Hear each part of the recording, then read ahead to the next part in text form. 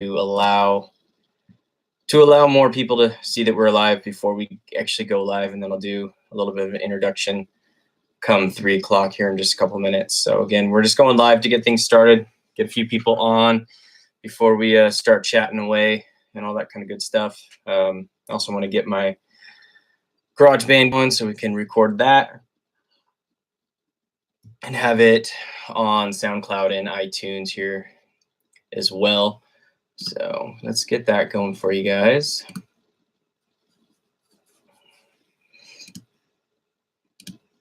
Just a few little clicks. Time. All right.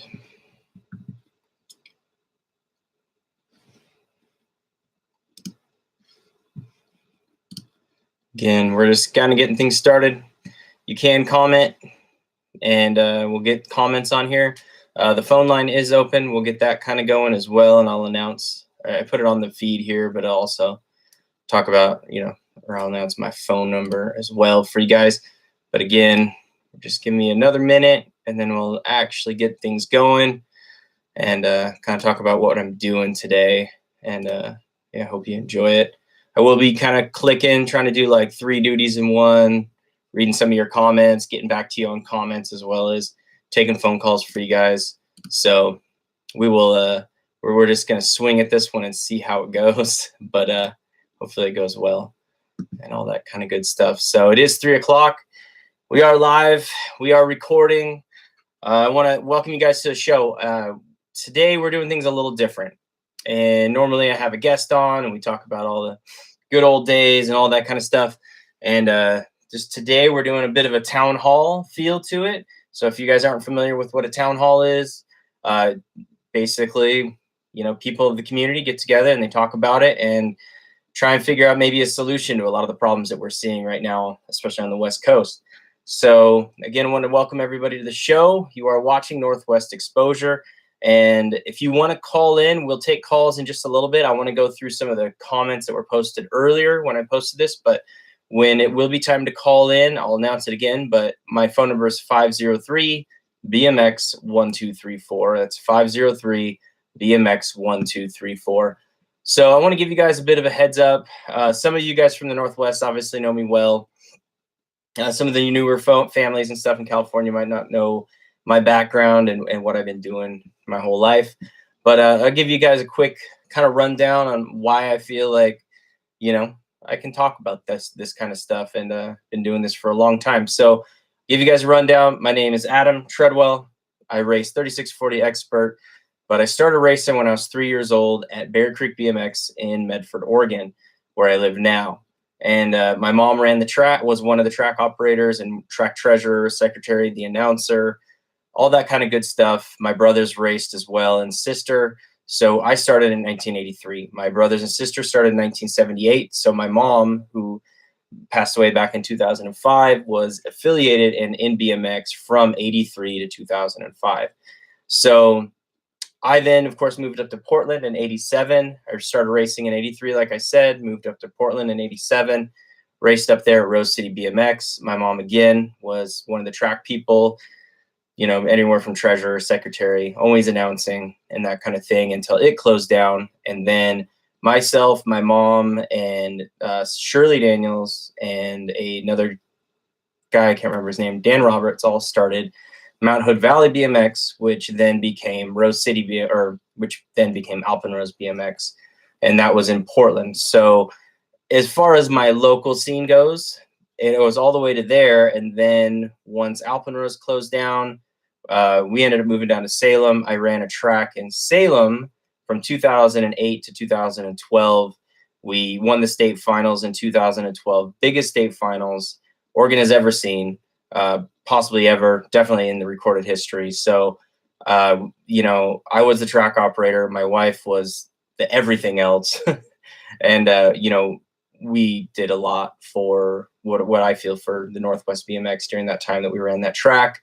I then moved down here to Medford again, got, affiliated, built tracks with USABMX, built tracks for them for quite a few years. I think about 5 years, was on the national crew of building tracks. built tracks throughout the Northwest and Oregon, and then helped start up the indoor in Grants Pass, building that track. So I also have, background in track building and, building up programs as well. And then we go into the team stuff, and I ran a national bike shop team from 2010 to 2017, and 2006, 17, because this year is 2018, so until 2017.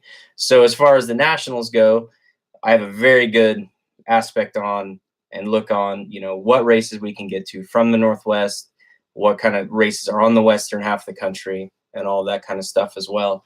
So, and traveling all over the country, running a team as well as that. And then my pro career started in 2003, went through A Pro, Vet Pro, Pro Cruiser, and all that stuff until 2015 was my last year in pro. So I also raced pro for a very long time. And then going into my coaching and, clinic time, I've been doing it for 20 years, coaching and training athletes, and, multiple national champions, multiple world championships, and all that kind of stuff. So I'm also a trainer, a local track coach trainer at times as well. So building fundamentals in riders and building fundamentals in the local scene, which of course, yes, we're talking the national scene, but we all know that it starts at the local scene. So I've been doing this my entire life. A lot of the reason why I wanted to do this as well, this whole town hall type of deal, is because, in the past, and I watched it again every year, ever since the merger happened, ever since USABMX became USABMX and was no longer ABA and MBL, ever since that happened, we've been seeing the western half of the country get less and less for nationals. And, and a lot of us post, we instantly get on Facebook and, post what we feel about it and all that kind of stuff, which honestly, I don't think it goes on ears that are open very often. So, and plus everybody is always, in one chat room here, another chat room here, another post there, another post there. And, it's all over the place. And if I was a company owner, like if I was USABMX, I'd look at that and just be like, man, it's all over the board. Nobody's really putting in a good focused effort on trying to let us know how they feel about it, other than now there's angry people and it's like the mob is angry. And so what I really wanted to do was make a platform for everybody on the western half of the country to talk about this and really hone in on what the problem is and what we can do to fix it. And I'm not one to hope and pray that, USABMX is gonna, make big changes just because of what we're talking about. And a lot of these changes that we're going to talk about today are going to be things that we at the local scene and we as coaches and trainers and track operators and all this kind of stuff and team managers can try and do to help grow the sport again on the western half of the country, because it is lower. I mean, it is a smaller scene than what it used to be. So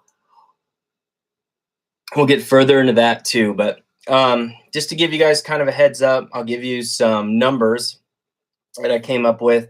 And this is from 2018 to 2019. If you go further back, it's the same scale all the way back. But in 2018, the western half of the, the western part of the country. Now, I'm not tech savvy enough quite yet. I maybe could have, checked it out and figured it out online, but I did make a map, which, let's see if I can get it into the right spot.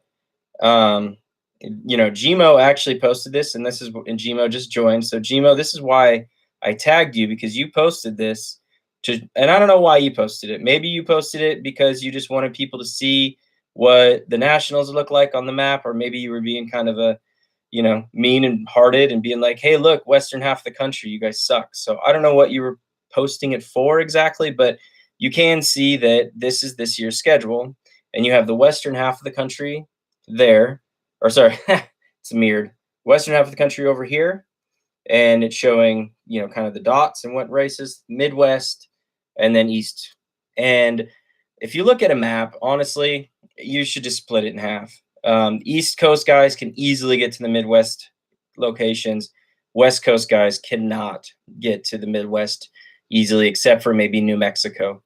And if you look at that, it just kind of just shows you immediately, like, we should be thinking of things as a half and not in thirds, because, like I said, the East Coast guys, they can easily get over there to the Midwest, as where the West Coast guys getting east and Midwest is very difficult. So a couple numbers for you guys. In 2018, the western half of the country had 10 nationals. This year we have 8. Now, this is not counting the Canadian nationals and Canadian races. In 2018, like I said, it was 10. 2019, it was 8. In 2018, Midwest had 7 nationals. This year they have 8. For next year, sorry, for 2019. On the East Coast, in 2018, they had 10 nationals, and in 2019, they will have 11 nationals. Same amount of nationals, 27 nationals per year. So immediately, you just see that Oregon and Washington both lost a national.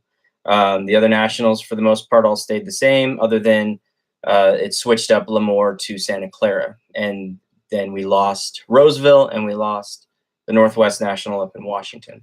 So Northwest guys are feeling this hit a lot, a lot more than anyone else, honestly, especially if you're in Washington. And a lot of people posted on and say, well, you got Canada. Well, Canada, you have to remember, you have to mirror those. So if you have 5 firsts, then you can't use all, or even if you have 8 firsts from Canada, you also have to have 8 finishes or 8 entries into the U.S. nationals. So you would have had to hit 16 nationals in just a year. So I'm going to repeat that. If you get 8 firsts in Canada for your year's score going into grands, those only can count for matching them with U.S. races. So therefore, you would have had to run 16 races. So maybe, 8 to 10 national weekends, but 16 races to get those 8 wins out of Canada. And Canada last year had 5 nationals in BC. Now, mind you, some of them are pretty, 1 or 2 of them are pretty far north, not all of them. But at the same time, that's 5 nationals, yes, just in BC. Whereas even on the East Coast, they still added 3 Canadian nationals, 3 to 4, I think it was, on the East Coast. And in just Canada. So you also have that aspect of it too. The East Coast does bump up in nationals as well as the West Coast. And of course, not much in the mid. So, okay. So Andy Andre just posted on here. It's all about the money in USA pocketbook. So that's not what this is about. That's not going to help us. Like us just being like, oh, ABA just wants more money. ABA this and that. We'll get further into how nationals are awarded to tracks and how they choose. But that's not what this is about, because that's not going to fix the problem. And the problem is that we're losing nationals on the West Coast. So what are we going to do to get some of them back? Or what are we going to do to show that we deserve them? Again, now last year, Roseville didn't have very good rider count, or I should say this year, so 2018. So, but we will get further into that kind of stuff. But keep in mind, I don't want this to be just some bash fest of USABMX. I want this to be something productive and something that helps us on the West Coast, not makes us look like, that the troublemakers out there in the Northwest or the West Coast, because honestly, that's what a lot of them think of us as. Another point too is, in the past, I've also done this where I've posted, the map and being like, what the heck, and why don't we have any nationals and this and that? And it doesn't seem like it does any good. So maybe, just maybe, we can all come together and figure out something that will work for the western half of the country, rather than just complaining to USABMX about it. So another point that I wanted to make is that, like I said, California lost the national and Washington lost the national.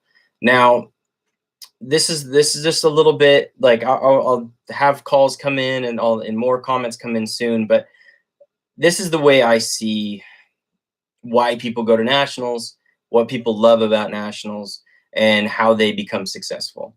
So in Washington alone, we used to have Pasco, and which was an indoor national in the Tri-Cities area. And it went really well. It went from, I think it was about 2000 to 2006. And it was really great, but it had a long longevity, a long period of time. And it brought in a lot of motos, it brought in a lot of riders and whatnot, which I honestly believe is the key to all of this, which is tradition. And our sport thrives on tradition. It thrives on, people wanting to go back to that place, or maybe even not racing all year, but they've got that one national that they just love going to because they see all their friends that one time a year, and it creates a tradition. And so we had that Pasco race, and it was great. It kind of created a tradition, and people were coming out from all over the Northwest, California, and everywhere else.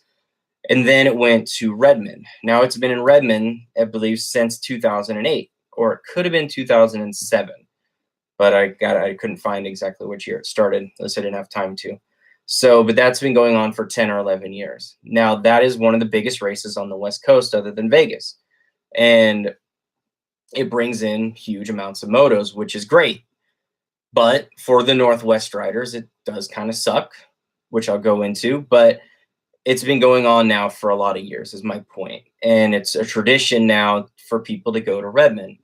And it creates more motos, it creates more family, atmosphere, because people have been going for so long and all that kind of thing. And it's a great facility and a great track always. So then you got Washington, where we got back into having outdoor nationals, and you had Richland. Richland had a national for a couple years. It didn't get great moto count, but it started making a little headway right off the bat because it was an amazing facility, great track, great people running it. And then some politics happened, turmoil, and basically the city said, hey, look, we don't want to put in as much money for that national as what you want us to USABMX. And so it went to the next best bidder, which was Sumner. And there was also some drama within the office, but I won't go into that. So then it went to Sumner. And if I'm wrong, I know Gmo's on here right now. If I'm wrong, Gmo, you can just go ahead and chime right in. But as far as I know from talking with the track operator at Richland, the city didn't put up enough money for the national. So it was probably going to go to Sumner, and Sumner was putting in more money. So the city, we're talking city, for the national, and then it went to Sumner. So we start making some headway in Richland. People are telling everybody how great of a facility it is, and then boom, it jumps over to Sumner. Now Sumner has a huge history, and I loved the fact that it went to Sumner. And unfortunately, even some of the locals in Sumner and Seattle area of Washington boycotted the national for some stupid reason, because they didn't like the track operators and they didn't like how the condition of the track was, which sucks, because unfortunately with that came even a lower moto count, less riders, and the city and so this is where I never knew. So either the city didn't put in for another national, or USA BMX said that was too small of a national. We had too many complaints about the track, and then they hightailed out of there. So there we go again. You have a facility that has a rich history, and people, for generations wanted to come out there and be like, oh yeah, maybe next year I'll come out and race the national next year. Well, guess what? It was gone. So then it bounces over to Spokane. And now it's in Spokane, which again, amazing facility, great track, better. Honestly, yeah, probably better facility than Sumner, but a different kind of facility, in my opinion. I like Sumner more because of the track, the facility itself. I love the trees and everything. So then you have Spokane, which, like I said, was a great facility and everything, but and again, the city didn't put in for a bid.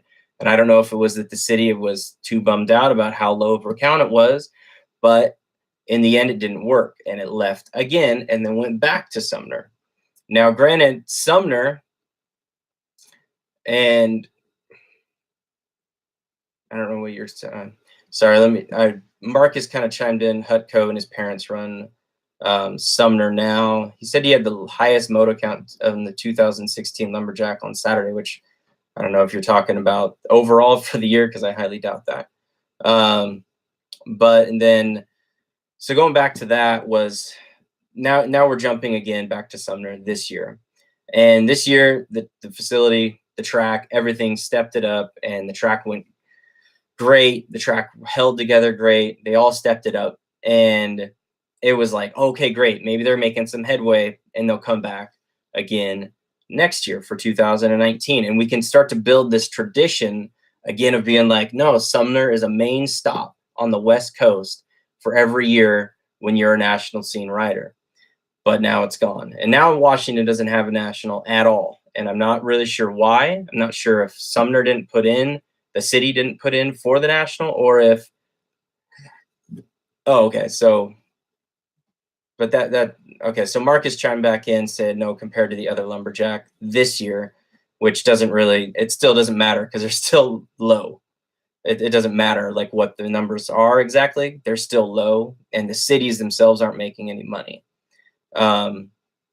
And that's unfortunately, I think, what USABMX is looking at the most, is the fact that the cities aren't making money, or the cities are going to USABMX and saying, you know, we didn't make enough money. We paid you X amount of dollars and we didn't see enough return.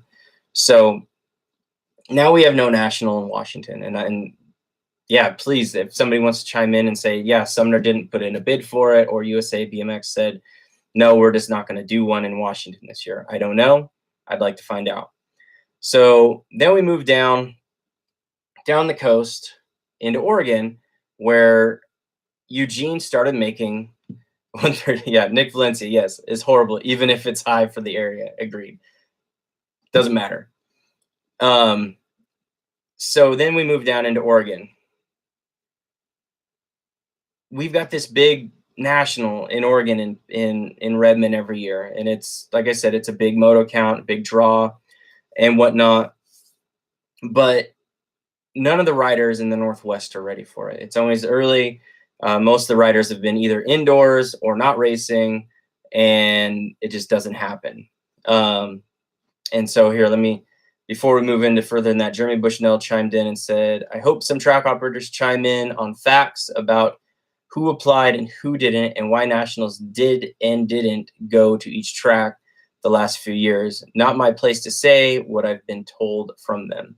And then exactly, I'd like to know too, because it doesn't make any sense. I did find out when we go into Oregon, but Spokane put in for it as well. This as well, says Brandon, but no, but is that this year, Brandon, or for 2019? Because I'm pretty sure they did not put in for one this year after the one last year. So we need to find that out as well. But going into Oregon, we've got this national. It's always big. It's a great weekend. And this is where I kind of want to put in for the attitude of the 3-day national. So Oregon is, like I said, probably the second biggest race on the western part of the country, right?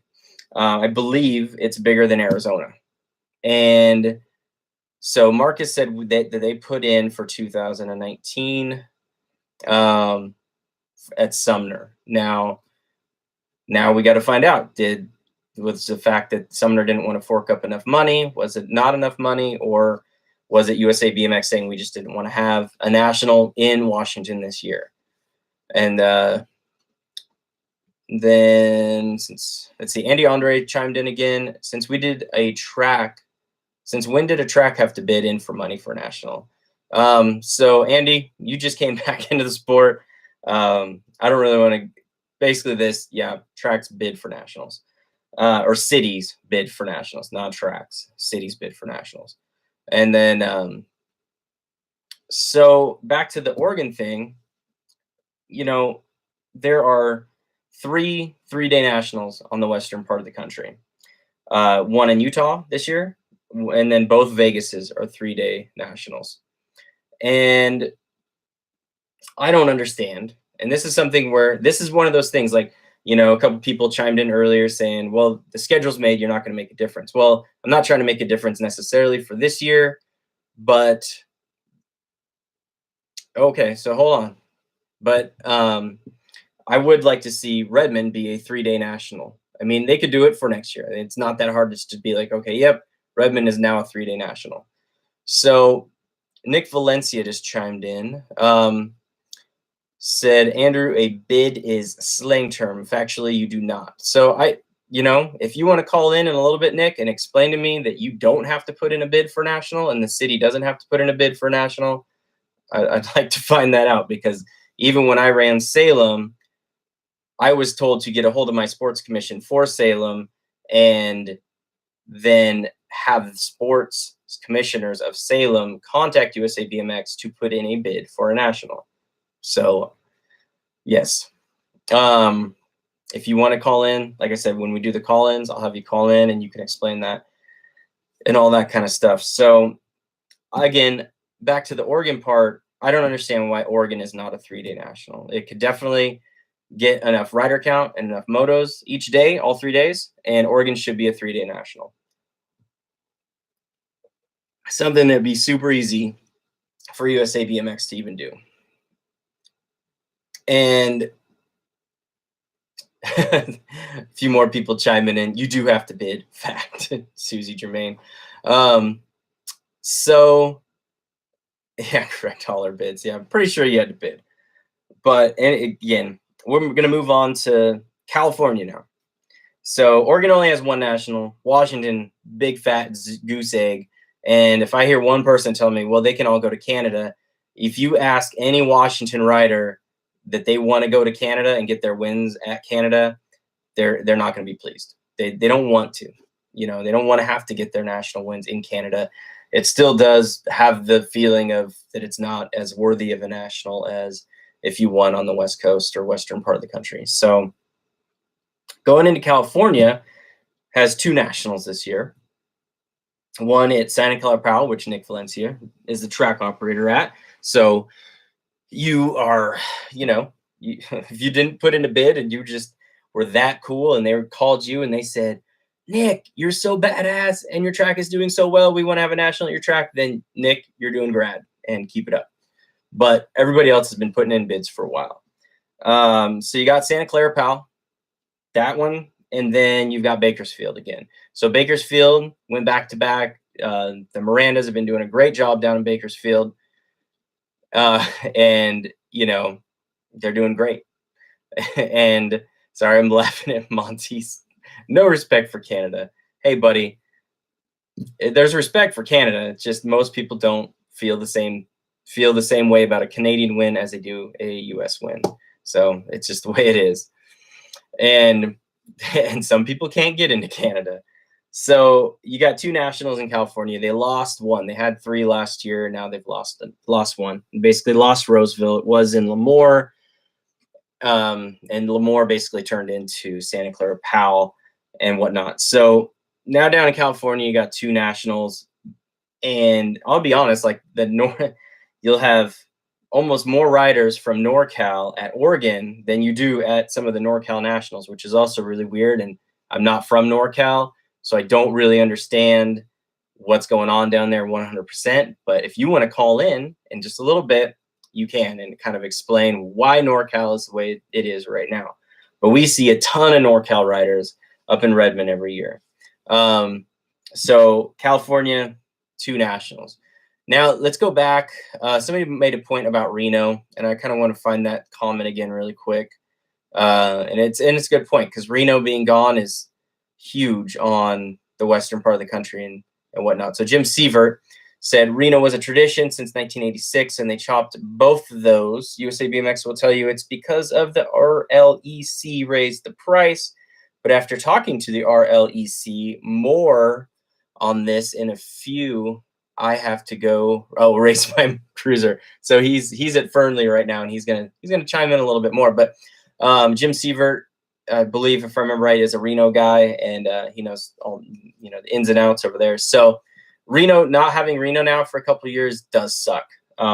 Reno was a staple of the western part of the country, and it's horrible.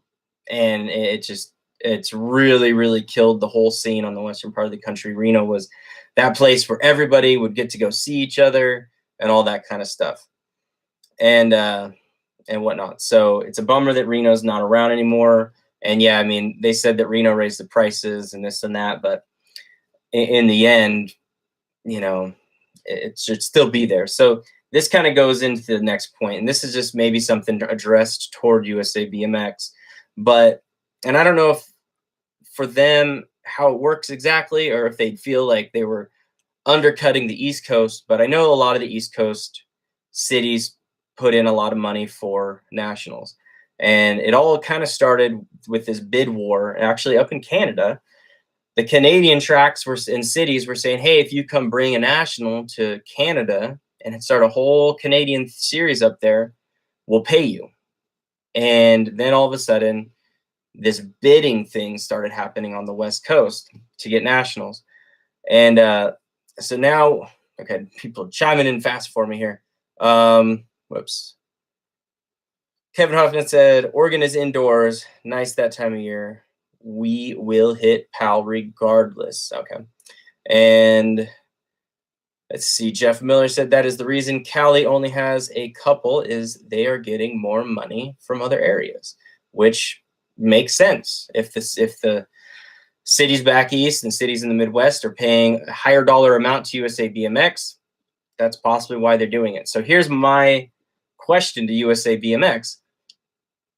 Instead of thinking of the sport as a business for a change and thinking of it as a lifestyle and something that we need to keep growing throughout the entire country and not just Midwest and back east, why can't we look at the West Coast Nationals of being, okay, well, some cities aren't going to fork up X amount of dollars to have that national there, especially when you get numbers in the 130s and whatnot, like we've been getting, which again, to me feels like is because we don't have a tradition anymore. There's no tradition to any of the nationals on the western half of the country except for Utah at this point, and Las Vegas, which I don't believe is a tradition. I believe that's a party fest. So we'll get further on, you know, or Vegas. But why is it that USA BMX can't just say, okay, look, we need to still have nationals on the West Coast, so maybe we won't make as much money on the West Coast, but if we do not continue to have nationals on the West Coast will die.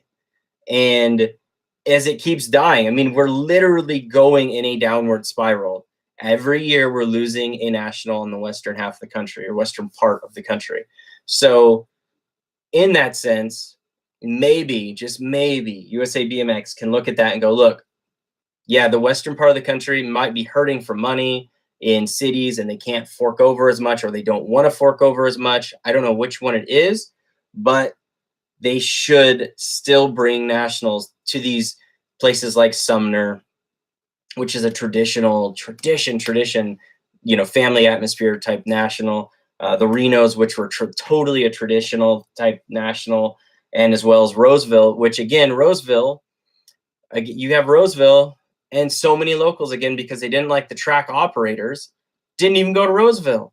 So there's a lot of stuff that we need to all talk about on the West Coast of how we're going to start just being like, okay, look, if we want nationals out here, we need to go to them for one. And for two, we need to figure out a way to continue to go to them and not just be like, well, maybe I'll go there next year. Well, because guess what? It's probably not going to be there next year. So we need to get started on figuring out that kind of stuff. Let's see, Jeff Miller chimed in again and said East and West Coast Nationals on the same weekends. Yeah, that does happen. I don't think it's a big deal when they're so far apart, honestly.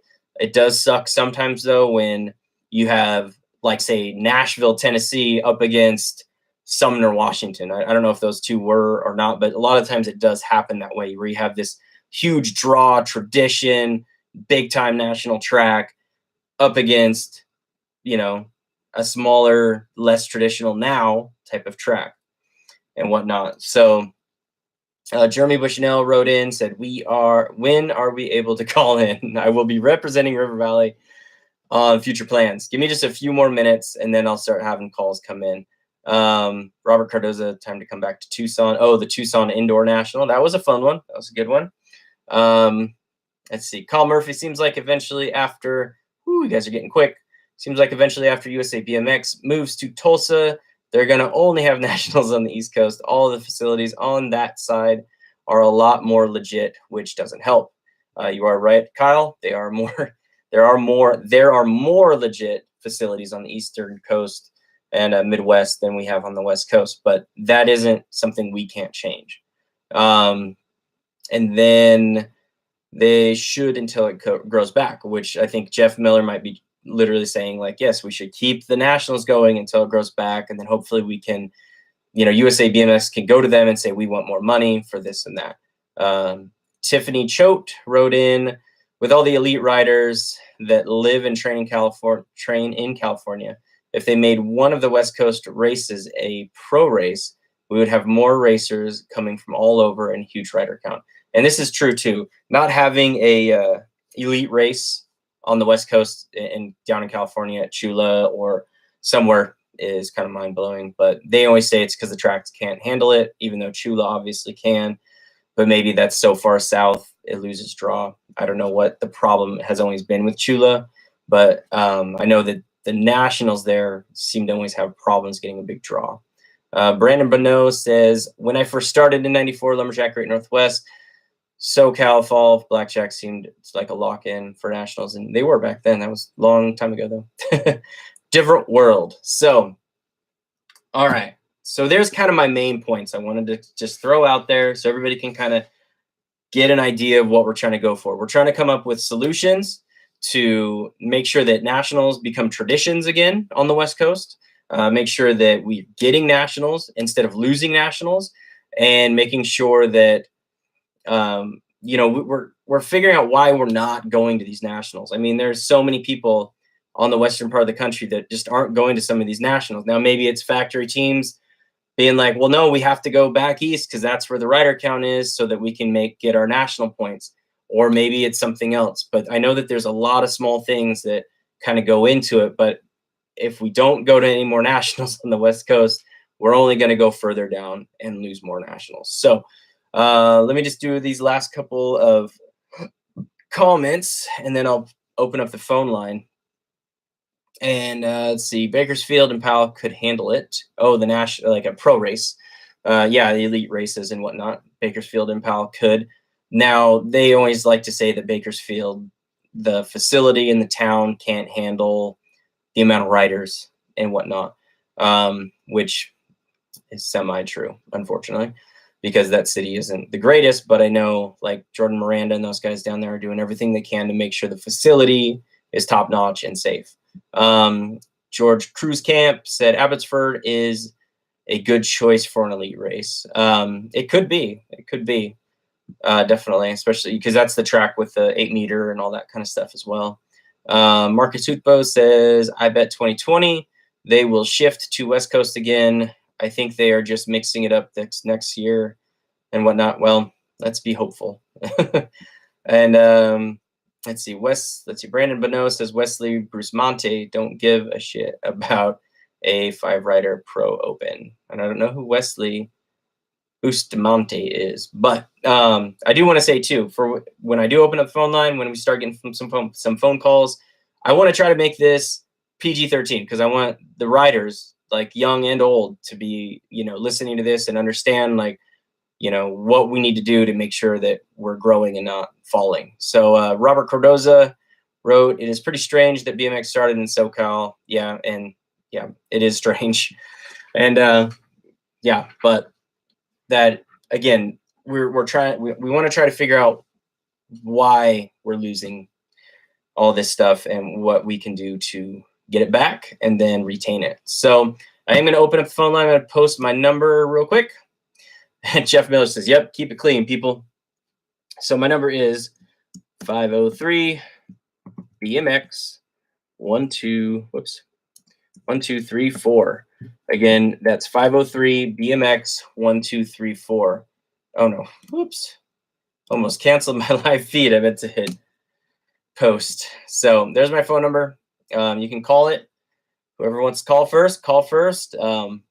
Yep, we're going to open up the phone lines and, try and figure this out. If you want to comment while I have anybody on the phone, feel free, and I will try to make sure that we talk to the people who are commenting as well as the person on the phone and do our best with that.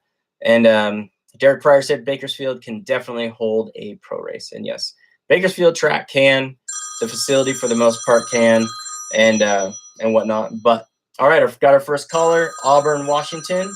I'm betting it's Jeremy Bushnell. Here we go. And all right, you there? Hey, how's it going? Good. This is Adam, Northwest Exposure. Who am I talking to? Jeremy? Jeremy Bushnell, yep. Jeremy Bushnell. I told you. I was like, I bet you Jeremy's going to jump on immediately. He was like, right on it. When are you posting the number? So, Jeremy, how's it going? It's going good. Just got done racing PI and doing 2 laps Sunday and getting home. Oh, good, good. Yeah, I saw a lot of stuff going on with that 2 lap Sundays. And so real quick, caller from 760 area code, Palm Springs, call us back once we're off the line with Jeremy, and I'll get you on. So yeah, we got Jeremy Bushnell on the line right now. And yeah, how'd that go? The 2 lap Sunday. That's been a long, again, tradition, long time tradition for PI doing the 2 laps. Yeah, it's been great. I know last year a few of us kind of approached PI and was like, hey, some of us go to Grand, and before Grand, we do something, do some 2 laps to keep our legs going instead of racing the 700-foot track and then going to Grand for the month before it. And they were like, of course. So threw in 2 lap Sundays to give us a little more longer track before Grand, and it's been fun. So basically, cross finish line, cut right back like a flat turn onto first straight, and do the whole track over again. Good. So it's been fun. Well, good. So what do you got for me? What do you want to talk about for this episode? So, so this year, I don't know if people saw me posting around, about a month and a half before the Lumberjacks, I was starting heading out to River Valley to help with the track maintenance to get ready for the National. I raced River Valley. I started there when I was 5 years old, 1985. So that's where I started. Yep. So for me, this National being there was something very important. It's my history, along with a lot of people. So I wanted to step up and help make this track what it is. I saw the feedback from the Dallas National in 2016. I was there. Yep. My class had a huge crash in the second turn. I benefited going second out of it, but they crashed because of the pothole in the second turn. People's complaints were 100% valid, So myself and the rest of the crew of Valley, in no way was it me. Stepped up, and we spent a month straight just completely redoing the track, doing a whole bunch of testing on the surface to make those turns what they can be. And it might, obviously, maybe I'm a little biased. I was there working on it, but in my opinion, the track was better than it ever has been. As far as smoothness, fast, the turns stayed together as best they could the whole weekend. So it was what it was, but 100% valid reason why people did come back based on 2016. So no matter what work we did, I knew there was some people were going to be turned off from what it was, But also, I messaged Marcus before I called in for permission for this stuff. But so there's reasons why River Valley doesn't have paved turns and doesn't have all these things. So anybody that's been to River Valley knows there's a huge river right next to it. That river has flooded River Valley multiple times over the years, bringing that river silt onto the track, which makes it the sandy track it is now. So with that, the city flat out has told them, you cannot pave the turns. If you do, we're ending your contract. You can't have the track here anymore. Gotcha. So Dave did. They put in, if we're up Tammy, she would have had it paved years ago and had everything but everybody wants. But so this is something that Marcus gave me permission to release. Is the plan is, as of right now, in 2020, that park won't exist anymore. Really? River Valley, as River Valley, will no longer be in that location. Holy cow. So before River Valley was on that site, that track was originally, and you heard it in Clarence Perry's podcast, was at a place called Swan Creek. It's actually moving back there. No kidding. And Swan Creek also has a full mountain bike park next to it, and there's full plans that have a full extreme action park around this track. I don't know if it's going to be similar to how Nanaimo is, how they have their big pump track and everything. But they have plans for something more than just a BMX track. And when it moves there in 2020, this track is going to be a top of the line facility. They already have the keys to the location. The location's already picked. It's already set. From what I've been told, USABMX is going to be the one coming out, completely rebuild the whole track, pave turns, complete facility like everybody wants that Eastern Washington has. Yeah. So, and part of that was the agreement. You don't pave your turns. You don't do this stuff in 2020. We will help you as the Tacoma Sports Commission get this new place, get it running, get it going. But if you pay the turns after 2020, you're done. Really? So, man, their hands were tied. You know, for up to them, they would have done what everybody wanted. Yeah. You know, so it's one of the things. They didn't want to put all stuff out there and make it sound like it was excuses. Oh, we want to, we can't. Oh, you know, so they kind of battled with how to release that, what to do. Yeah. You know, so but now they have the keys to this place. The plans are in motion. I'm also going to be helping with going to the city and with proposals. This is what the track's going to be. This is what's going to be, and try to get the most out of it. So I'm helping them on every level, get some other people involved. And because they got this national this last year, and because of this stuff, they are getting this stuff in the future. So that's good. It may have hurt the nationals last year, but it's benefiting down the road for the whole. Yeah. You know. So yeah, that's one of the things I wanted to call on. Like I said, that track meets. That's where I started. Yeah, exactly. A lot of it started. So you know? I have a quick question though. Yeah. So I think it's great that you guys are going to get to have a facility up there with, you know, be able to pave the turns and all that kind of stuff. And it'd be in a bike park and all that kind of thing as well. Was there any talk? Because like I'm such a traditionalist. Like, was there any talk of keeping River Valley open as well, and then also having this other track that you said is in Swan Park? Is that what you called it? Swan Park. Swan Creek. Swan Creek. Was there any talk of that? Because like bulldozing that track to me seems like bulldozing BMX in Washington. No, I agree. There's so there. If it were up to Tammy, she would somehow stay there and do the plan there. But the plan is right now that whole park. There's a disc golf park inside there too. Also, it's all called Riverside Park. Yep. That's all going to be gone. Oh, so they're shutting the whole park down. I see now. So they're shutting the whole park down. Yeah, the whole thing is just going to be a water maintenance park because it has access to the river. Oh, gotcha. Apparently. So they want to get rid of all that. Because the thing is, if it floods one more time, that track is unusable in that specific location. It's dug down in that hole. Yeah. So then they would have to move no matter what. So they're trying to step in front of that now. Yeah. Before they're like, well, crap, now we can't. You know, we have to, and we don't have a plan. And, you know, there's no track. Yeah, yeah. Well, that's amazing to hear. I do want to jump in really quick with some of the posts that have been popping up while you've been talking. So Andy Andre asked, does not having pros at all the nationals basically hurt rider count? And Nick Valencia immediately said, no, not at all.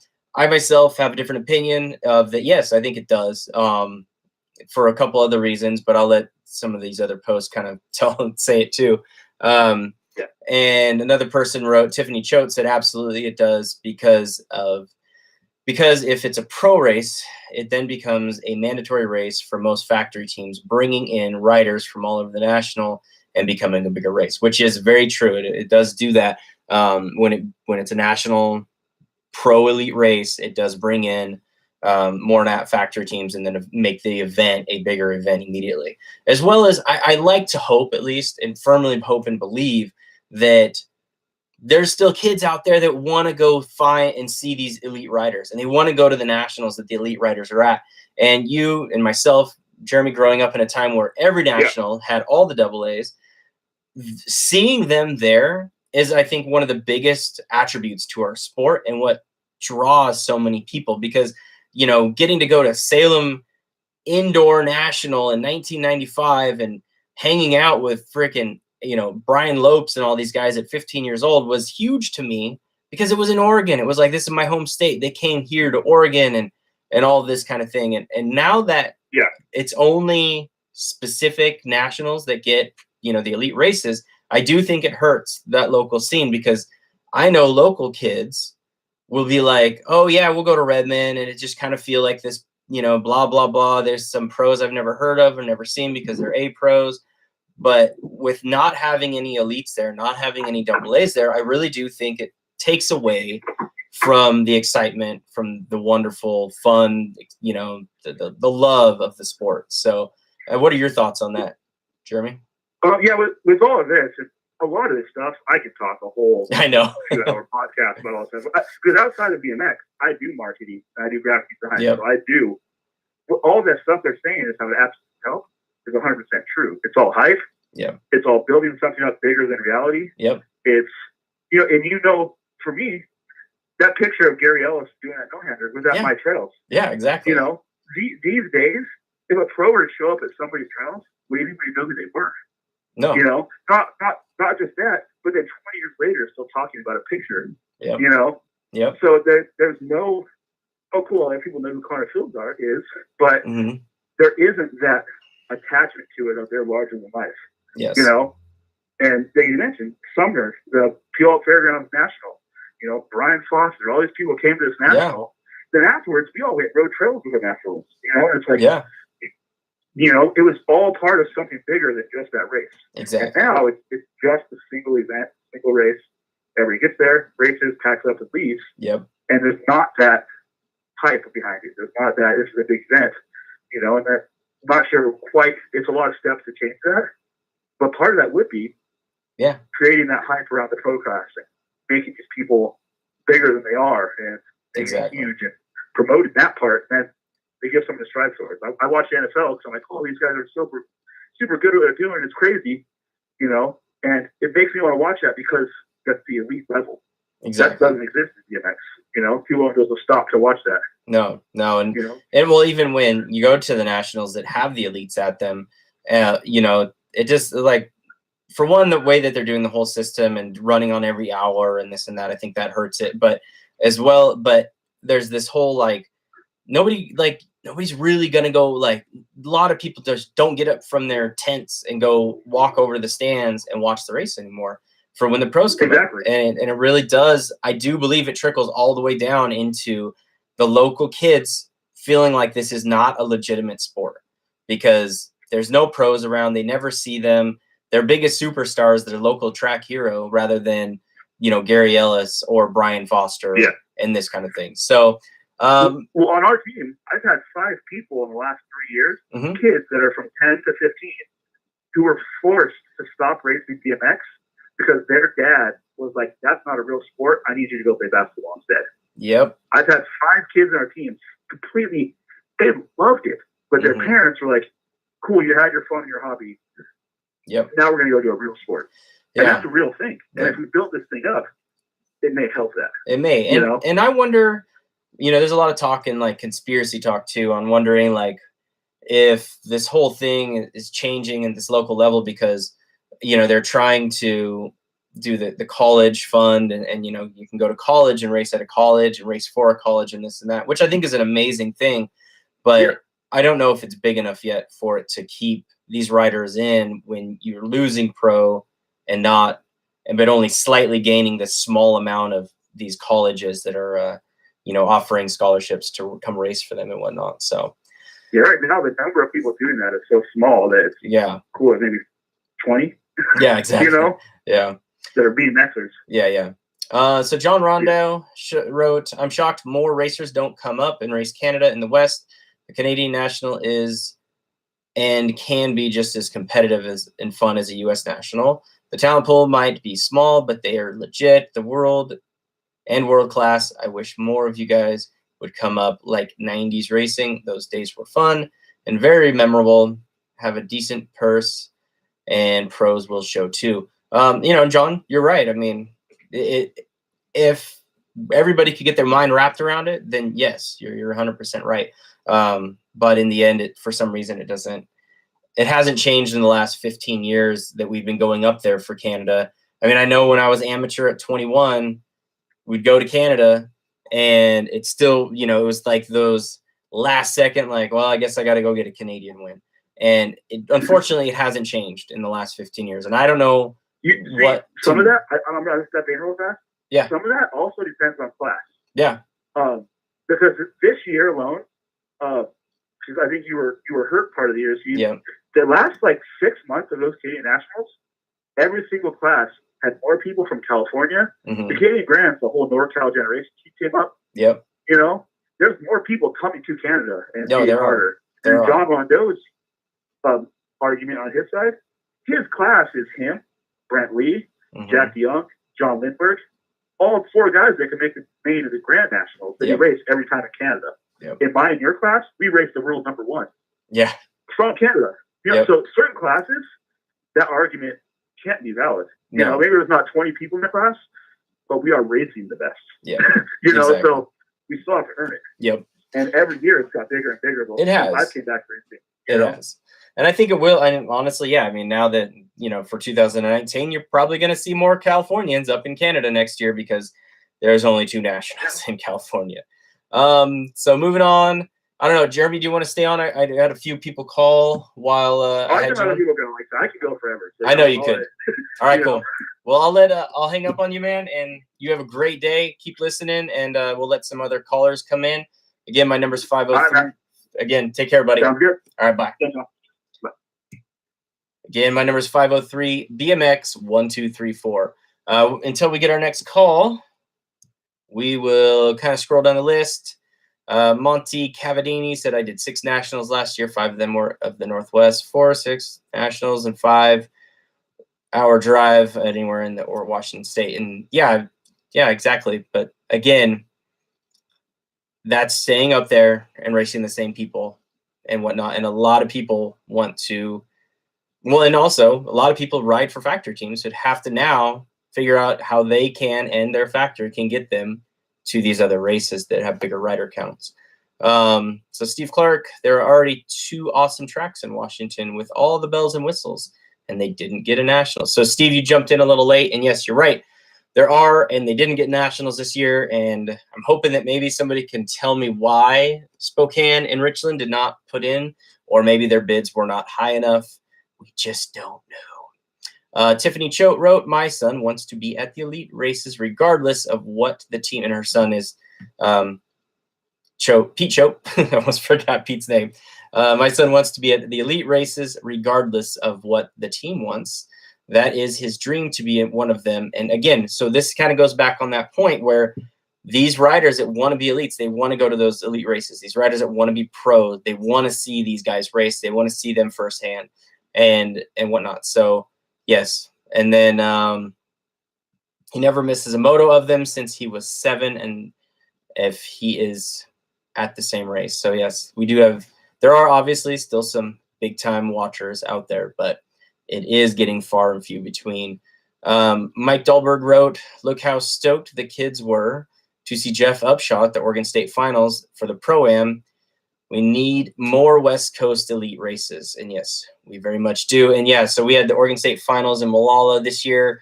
Jeff Upshaw was there. Tyler Farrell was there. A couple other pros. Pettigrew was there. So it was really rad to see these guys come up for it and whatnot. And let's see, Jason Silva. Again, if you guys want to call in, my number is 503 BMX 1234. I do have 15 new comments to get through, but Jason Silva wrote, let's see, been saying this, make these pros important, give them personalities, excuse me, bring them to the people. I mentioned more social media, like hype for each pro, like Barry Nobles does. So much more that could be done. And it is very true. There's a ton more that could be done. Nick Valencia wrote California Ducks. I'm not really sure what you're talking about there, Nick. Maybe that some of the pros don't go race. Maybe that's what it was. George Cruzcamp wrote, plan now to go to Canada for 2019 by applying for your passport. Oh, yes. And Angelo Valencia writes, from racing in New Mexico to now working in California, I would feel the West Coast is more traditional. New Mexico got a pro race again for the longest time, and from that, sorry, it keeps moving on me. And from that pro race, we hoped to get bigger rider count. Sorry, let's see, dude, show more. There we go. To get bigger rider count, but it is easy for us. We put a lot of time and make the track able to handle the elite riders racing in national scene this year, and getting to see outside the West and going to the East was amazing, and spreading my experience to national racing. I feel like the rider count on feel like the rider count or moto count is almost the same, around 170 to 200. I say make it 6 national finishes, then 8, and do a 36 and over NAG 5 challenge. Yes, I know. D'Angelo wants that 35 and over, 36 and over NAG 5 challenge. But one of the good points you actually said there is the East Coast races are not that much bigger. They're still in the 170s to 200s. They're not down in the 100s and 130s. You know, and I forget what the national count was in Roseville, or moto count was in Roseville. But yeah, you know, there was a lot of races back east that I watched, like 3640X, and I'm like, dude, there's 3 guys in Florida. It was ridiculous. So they you know, the USABMX does always say, well, they get bigger moto counts over there, and it's like, yeah, well, 2 or 3 of them do. The rest of them are just as small, if not smaller. And really, what it comes down to is, yes, they have more better facilities than we do on the West, and for some reason, those cities seem to be putting more money up than what the West Coast cities seem to do. Joey Degenstein wrote, Spokane did put a bid in for 2019 and 20. So I don't know who Jody is, but she did say that they did put a bid in for 2019, and they are not on the list. So that means that Spokane, the city, put in a bid, but for some reason we're not going there. So that could fall on USABMX saying either A, the bid wasn't big enough from Spokane, or B, that they just didn't want to come back because the actual moto count was too small and they're not making enough money. But in the end, if you're making money, you're making money. To me, as long as the sport is growing and people are enjoying the sport and getting an opportunity to do the sport, it shouldn't always be about the over end big dollar. Steve Clark writes, going to Canada is great, but to use those scores, you have to go to US Nationals. So Steve chimed in a little late, and yes, we hit on this in the beginning to say, yes, if you have 8 national wins and they're all from Canada, you have to have 8 national scores or entries in the US to use those Canadian races.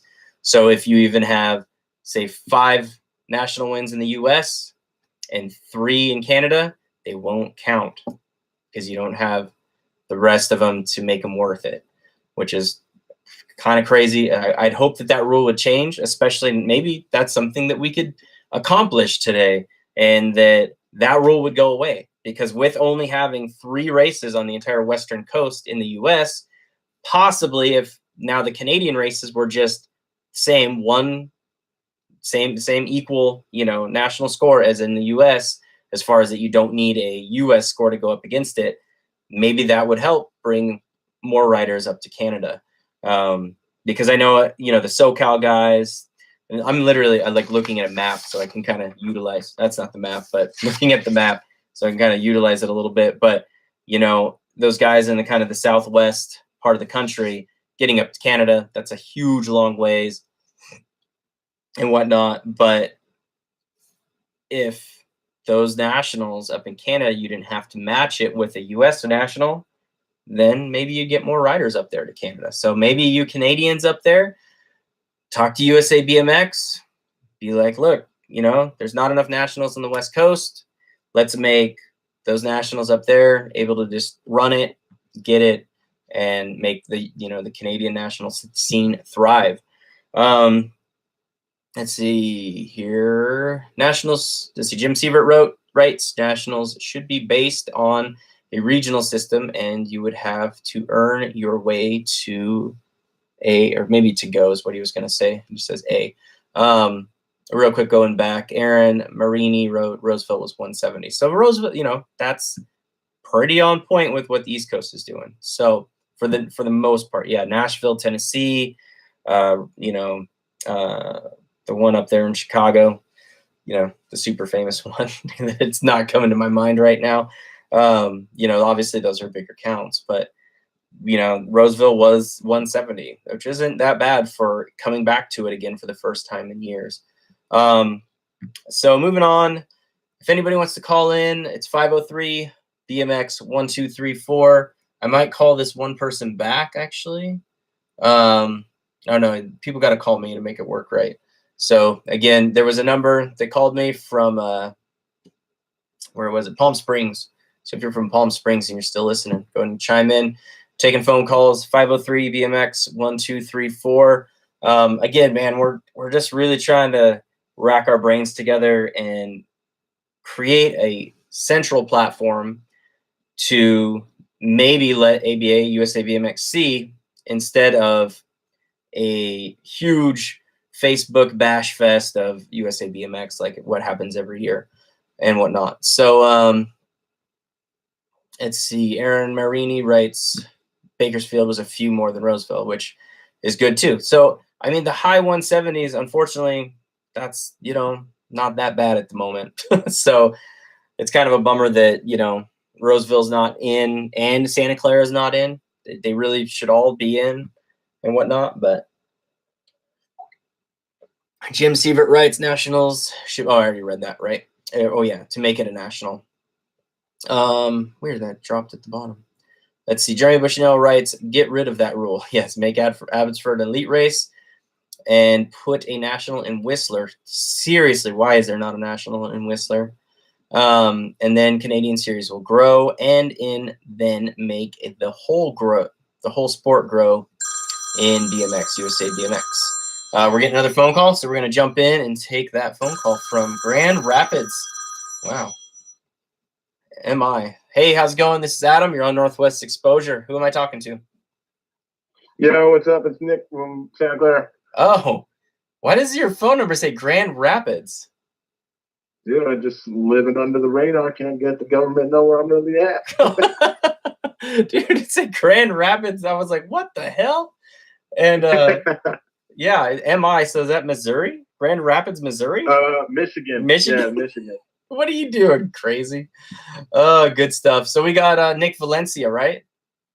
Yep. Nick Valencia online, Santa Clara Pal TO. Yeah, tell me what's up. What you got for me, Nick? So I just wanted to clarify the bid/RFP process. I know a lot of people kind of take RFP and the word bid and they automatically tie it to money. RFP, really quick. RFP, what does RFP stand for? So RFP is request for proposal. So basically, when you submit that packet that goes to USA BMX, it basically says, this is my track. This is the city that I'm in. These are the hotels that are around. This is kind of what we do as far as moto count. These are the airports that are near us, all that fancy stuff that they want to know. That whole packet is basically called your RFP, your request for proposal. That's you asking them to consider your track or your city for a national. For us, I do that. The reason that I think they typically have the cities work on that is because your city resources will have all that stuff, all that information readily available. So where it gets a little bit sticky is they do have a portion in there where it's open-ended and it just says kind of like what extra features can your city do to kind of spice it up. So let's say if you're let's say Santa Clara is here and I don't know, Fernley, Nevada, just because Jim was there earlier or whatever. If you guys kind of have identical cities, you're kind of doing the same rider count at your local races, you're both successful, your tracks are about the same, whatever. If USA BMX is looking at it and they're going to they're going to kind of be in that 170, 190 moto range, either way, whichever track they go to. If you have track A, Santa Clara, that's like, yeah, this is what we're doing, and this is our RFP. And then you have Fernley's like, this is what we're doing, this is our RFP. And our mayor and our tourism department is really on it, kind of want to bring some sport and some economic impact. They want to go ahead and throw $10,000 on top of it and help out the local track more, whatever. That's where that kind of open-ended, that's where the money thing comes in. And just like you said, a lot of tracks did start competing at some time and kind of throwing more and more money into the pot and things like that. And that's where now it's kind of become that perception that it's just whoever has the most money can get a national. I can tell you that with my relationship with my city and the mayor and vice mayor that I work with, we don't really have an outright tourism department. But we put all our money directly into our track versus going out to a third party like a USA BMX or anything like that. So for me, when I did my RFP, I was like, this is what the city's done for me this year, and this is the dollar value that they spent on me this year at the track. So this is why we're not going to throw 10,000, 20,000, whatever. I've heard all sorts of crazy numbers. I don't know that I believe all of them, but you can definitely get a national. You don't have to send 10, 20, 30 grand in a little envelope and hope for the best. Do some tracks do that? I would assume so. Yeah. I mean, there's definitely, been to some nationals in some places where you're like, what the hell are we doing here? Track sucks, city sucks, whatever. But then you kind of bank on, well, maybe somebody just had a lot of loot and they really wanted a national here, and that's kind of how it got here. But yeah, I just definitely wanted to clear that up. And I think a lot of it is USABMX has all the data. So I know for sure when we were at Roseville, I had talked to a couple people on staff, and they had kind of shown me some numbers, and they were looking at like basically who did it and who didn't travel to that race. I know Northwest didn't travel heavy. There was something like literally like less than 5 Utah people that showed up at Roseville. Yeah. And it's like, it's interesting because they can see where the people are willing to travel, where they're not willing to travel. And that's kind of that unknown thing that with the sanction, they have all that information. Yeah. So they're going to essentially make the best business decision without totally just saying, screw the Northwest or screw California. Yeah. But I think a lot of the times what happens with California is, you can do no national California, and all those California people, we're going to book flights and we're going to go to wherever we need to be, versus getting other people from smaller areas or smaller tracks, getting them to book a flight to come to a Chula Vista and come get the hardest competition they're going to get is going to be a little bit more difficult than having somebody from California that's willing to go out there. So I think we kind of cut our own necks because we as Californians, we're still going to travel either way. Yeah. So it's kind of like, it kind of sucks because there's really nothing you can do. But I think a lot of it has to do with that data. I don't think they ever really say that they work on the data a lot. But, I mean, the NorCal one makes sense because, I mean, Santa Clara is probably going to end as the #1 track in the country. Roseville is going to be top 3 for sure. Yeah. So just if you have 2 tracks that are kind of top 5 tracks in the country, clearly you have rider count that validates that. And they're basically going to throw a dart there because they know for sure they're going to get 170. They're going to be in that realm. Yeah. And I think just like I said, a lot of the data is kind of what drives a lot of those decisions. I think. I mean, I don't know any more other than the next guy. But. Yeah, exactly. Well, I know, like you were talking about, somebody posted in there in the comment board that, Spokane did put in a bid for a national in the Northwest. And and it does say, and there was a really low moto count the year that they had it, the time before and whatnot. And so that does go into that part of me saying, unfortunately, they are looking at it as such a business now, and the bottom dollar and the number, that they are losing that aspect of that tradition and that place to go and and that kind of thing. And the thing that sucks is like, they're still going to make some money. Say they go to Washington and it's only 130 motos. Well, they're still going to make X amount of dollars. They're not going to go in the hole, for Christ's sakes, but they're still going to make money going there and whatnot. And that's where it's hard to watch, because instead of them just being like, well, let's still go there. These people are still up there. They're still up there. They're still racing. They're not traveling. But the thing is like, if we keep taking nationals away from areas, those people won't travel necessarily, because those people won't feel like that they're ready to go to nationals. Like, I know growing up in the Northwest, you'd have 2 or 3 nationals in the Northwest every year. Well, those, you'd start out by going to those and be like, okay, yeah, I kind of get the feel of it. I get the idea. And now I'll go and travel more. Maybe after the 2nd or 3rd year of doing just that Northwest, national, whatever, 2 or 3 of them. And where the California guys are a little different, where they went from having 8 and 7 nationals a year to so few, but they still have such a huge amount of factory riders.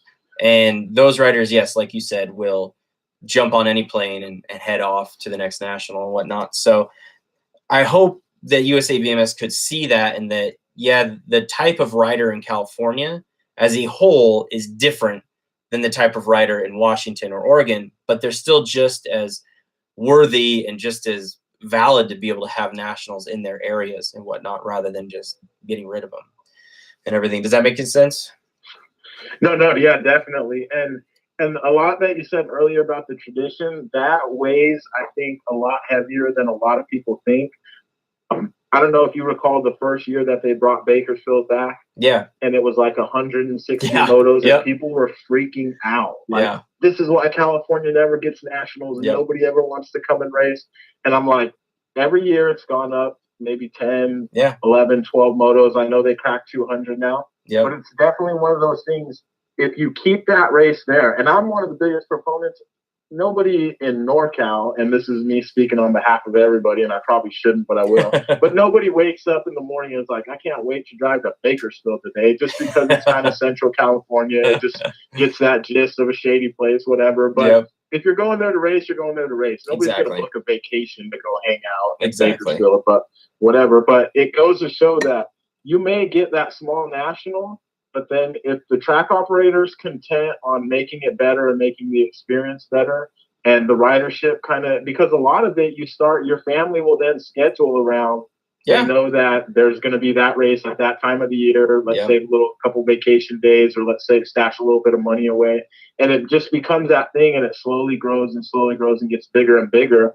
And I think, in a sense, that Redmond National has now become the new Reno for the most part. I know. I think everybody that used to go to Reno is now kind of shifted, like, all right, the early national in the year is Redmond now, and that's kind of the new Reno. And same thing, tradition-wise, it's just always going to get just a little bit bigger, a little bit bigger, a little bit bigger. Same thing with Bakersfield.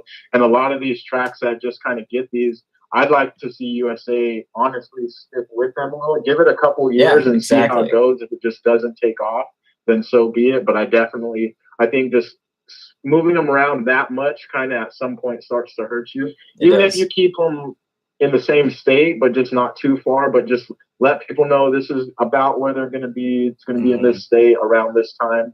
I mean, because there's always the core nationals that always do good are Vegas in January, July. Phoenix, you always know, is going to be March. The fall nationals were always late in the year. Like, there's always just, you plan on being at races in those, and now it's kind of a question mark. So you're like, well, do I spend all my extra cash here? Or I think there's definitely a lot, but I think at the end of the day, the data that they have to work with is kind of what they really base it off of. I know.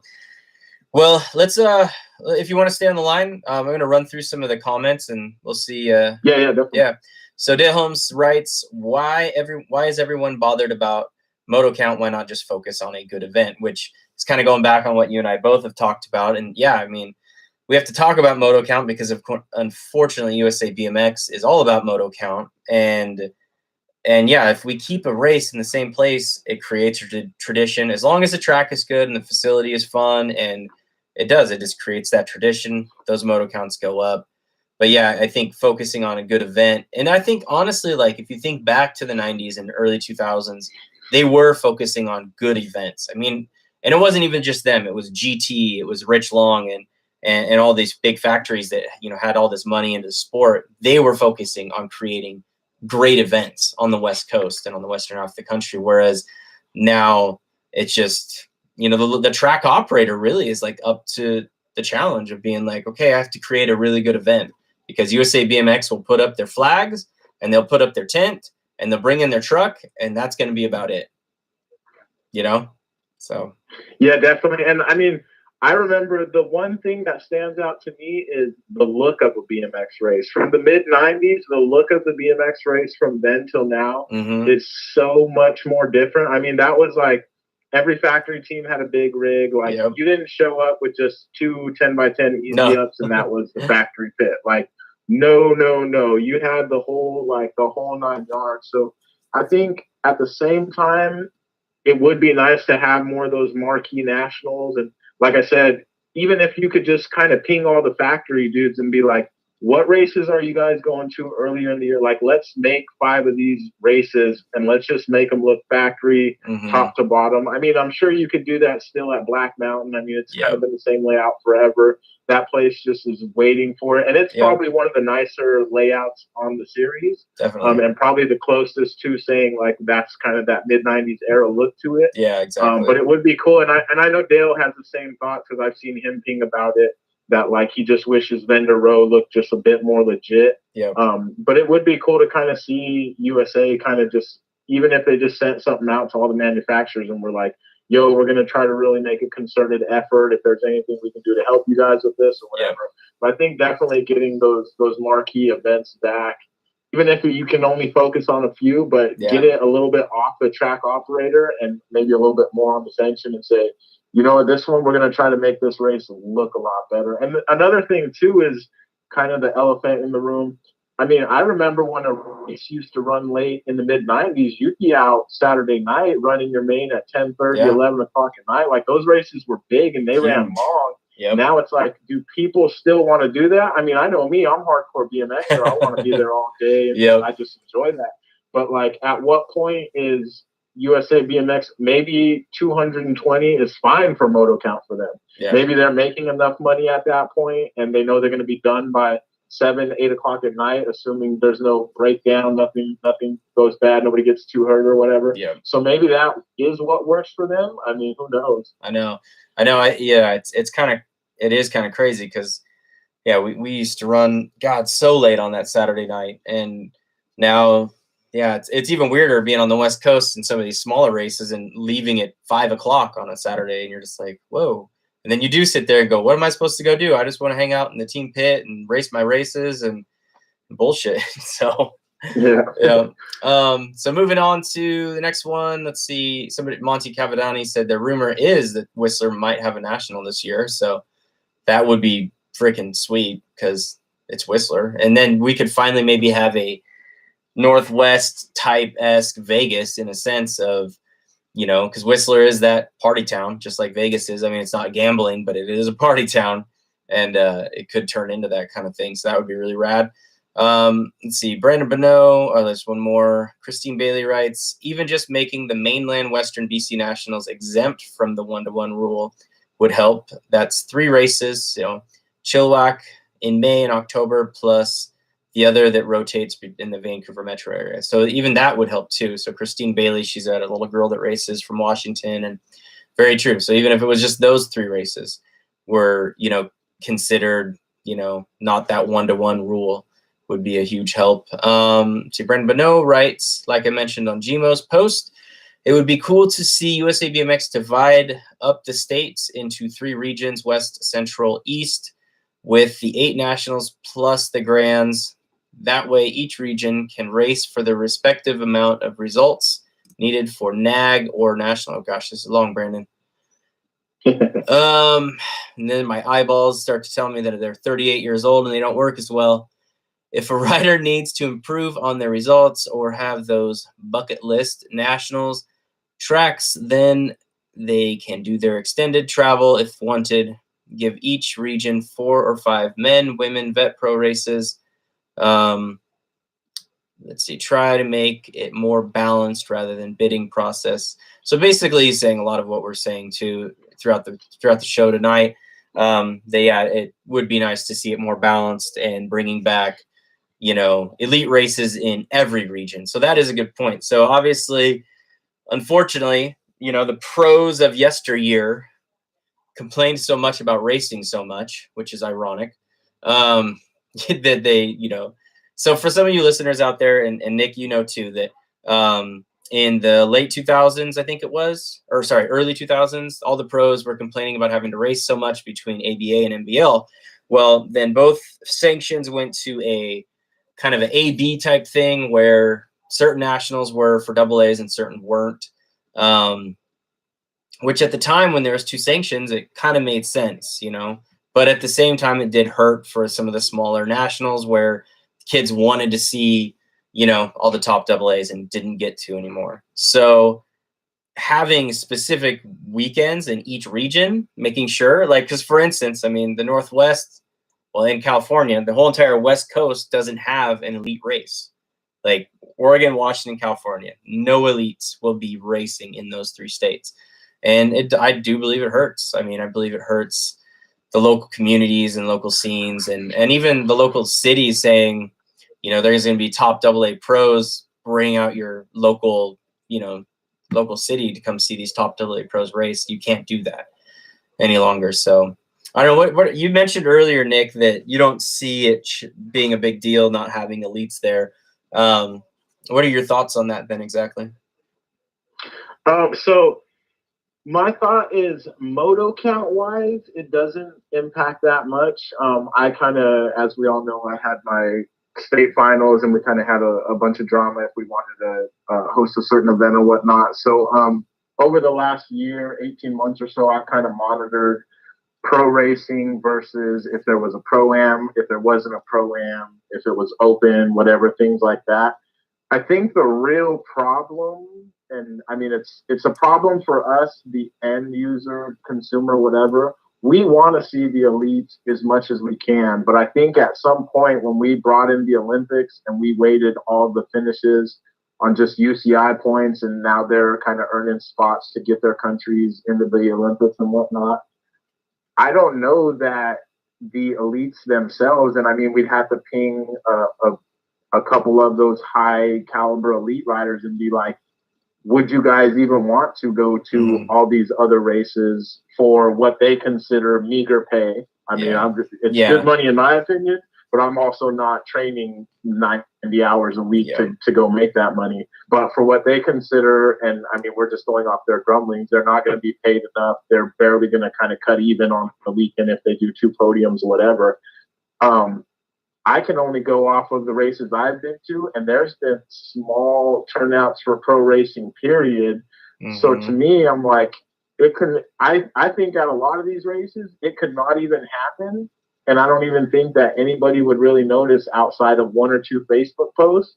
But it's just weird because for me, growing up, just like you, like mid-90s, you waited at the fence and you watched rack after rack after rack of just the fastest, gnarliest AA of their time.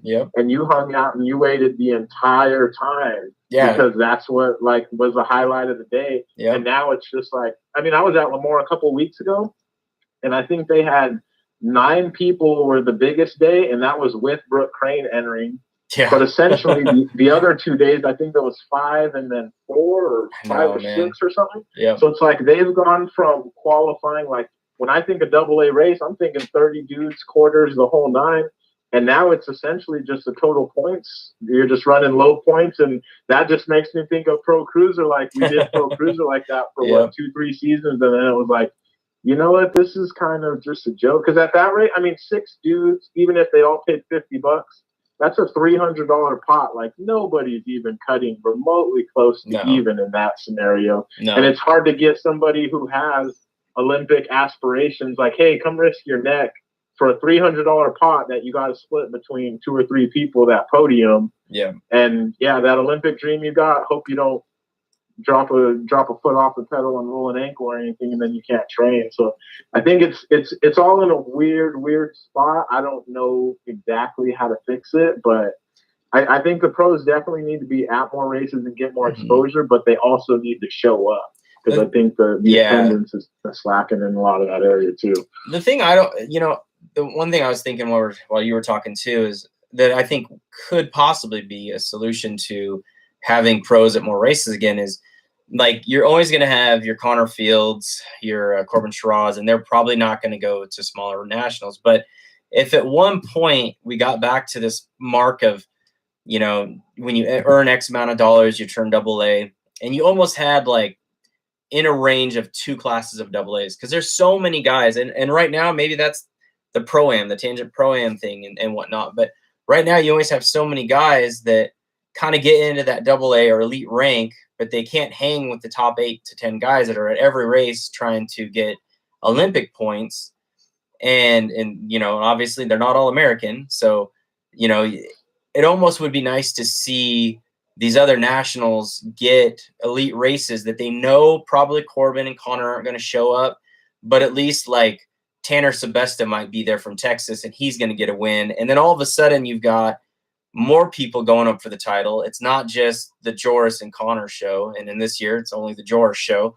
So, it maybe would create that feel again. And you would still maybe, like I said, not see Corbin or Connor or Nick, but Nick actually you probably would see because he still races normal races, but but you know what I'm saying? Like maybe it could grow into something where you've got your guys that are going for the Olympics. They're not going to go hit all these other nationals, but then you've got a good amount of guys like your Corey Reeds and your like I said, and your Tanner Sebestas and all those guys that want to race and they want to go to these nationals, but when they go and you've got 20 dudes that could win that main event, and I mean, your odds are just so stacked against you. And, you know, a lot of them are forking out some of their own money to be able to go. So why not have nationals that don't have those, you know, Olympic points, pull those people out of the field, let these guys go at it. Maybe then they'll have a better chance of making it to those Olympic races and getting those Olympic points to actually achieve Olympic goals. Because right now it's like you throwing yourself in the pot with the 20 best athletes in the world on bicycles, you know, or more than 40 best athletes in the world on bicycles at every World Cup or every national, you know, Olympic pointed event. And then, yeah, you're never going to get to that point unless you're still racing and you're still having something that you're winning at. Because we all, you know, and I know both that the only way you win is when you win. And if you're never, ever in a situation where you can get those big wins, your confidence, your skill and all that kind of stuff will never get to that point to win these big Olympic, you know, point elite races that we have now. And I don't know. What do you think? Does that make any sense? No, definitely. And I mean, the only way I could equate it is like, it's almost like they're like minor league baseball, and not to call those dudes minor league. Cause I mean, if you're A pro fast, if you're winning A pro, you're somebody, you're going quick. Yeah. But then I think what has happened now is that step up from when you turn A pro to turning elite. And I mean, not to call out Tanner Sebesta, but I think he's a perfect example, or even a Corey Reed. Yeah, they are. Somebody who's like, they're going to go out and on a bad day, they're going to be top 3 in single A. Yeah. That's guaranteed. They're that quick. They have the track speed. They have the kind of pack riding mentality. They're going to be fine. Yeah. But when you put them in a rack with just 4 just powerhouse Americans, 3 dudes from Ecuador that are going to ride the track amazing. Yeah. Like those dudes, you need a lot of time riding at that peak pinnacle to get kind of settled in and see where you filter out. And unfortunately, it's crazy expensive to go get that experience, because that's only happening at those big UCI races. You need to travel all around the globe to get that. Yeah. So when they go the first time, for lack of a better word, they get spanked. They're out in the motos, whatever, time trials, whatever kooky stuff they used to have. But they're not getting a lot of laps, but they're kind of seeing where they are. But you're going to, 9 times out of 10, you're going to run out of money before you even get your feet wet and kind of get comfortable in it. That's not to say that you're not fast. It's just you're not at that level fast yet. Exactly. And I think that's kind of where you see, like I said, a Corey Reed, Tanner. I think Cameron Larson's kind of in that same space right now. Not going to go super, super deep at these World Cups, but he's quick. He's going to get out of rounds and things like that. But there's like this whole genre of dudes that could still make a dope series. Yeah, exactly. Because you can rattle off like 10 to 15 of those. They're more than an A pro, but they're not exactly that Olympic level elite, but they're still elite. And if you could just get those dudes, and I'm not saying that they should shelve their Olympic aspirations, still chase it, but also at the same time, like, go get these little jackpots, go get this little 300 here, this little 500 here, whatever it is. Do the Nick Long plan, go do the close stuff, and then go to USABMX and say, hey, there's about 15 of us. We may not be ready for the UCI field stuff, but we also don't want to be forgotten, and we want to do it for more than $300 and a little paper check. Like, we want something more core. We still want to be premier at these smaller A pro races, whatever you want to call them, pro opens. Like, don't forget about us, because there's more of us than there is Olympic superstars. Exactly. And they need to leverage that. And that's kind of my thing, is like, are those dudes, are they talking with each other? And does somebody ever put anything into motion to go talk to John David and all those dudes down at the offices? Like, go see if maybe they're thinking the same thing. Like, oh man, maybe we probably should do a little bit more.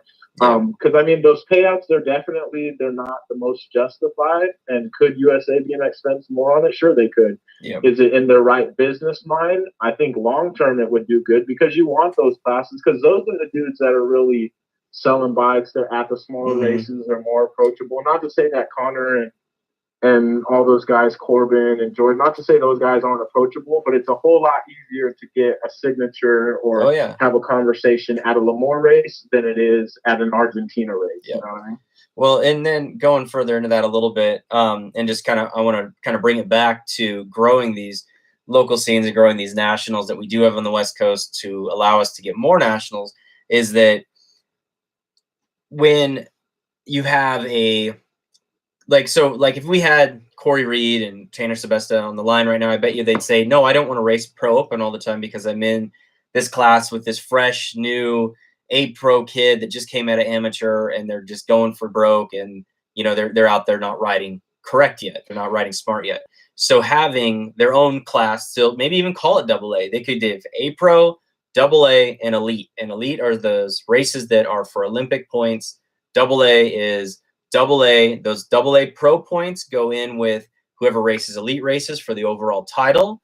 But then again, it brings in more riders for that title. And then again, it brings in more companies, really, because imagine if Corey Reed and Tanner Sebesta could go to a national, and I know we keep using these two, but there's a lot of them out there, could go to a national, you know, Peebles is another one, and go win a AA race. They're going to be more valuable to the companies that sponsor them and get paid better by the companies that sponsor them, rather than being like, okay, cool, you go one pro open, nobody even watches pro open anymore because it's just the local A pros that just turned pro and are racing, and you're racing against some local A pros now because that's what our pro racing has come to. So anyway, yeah.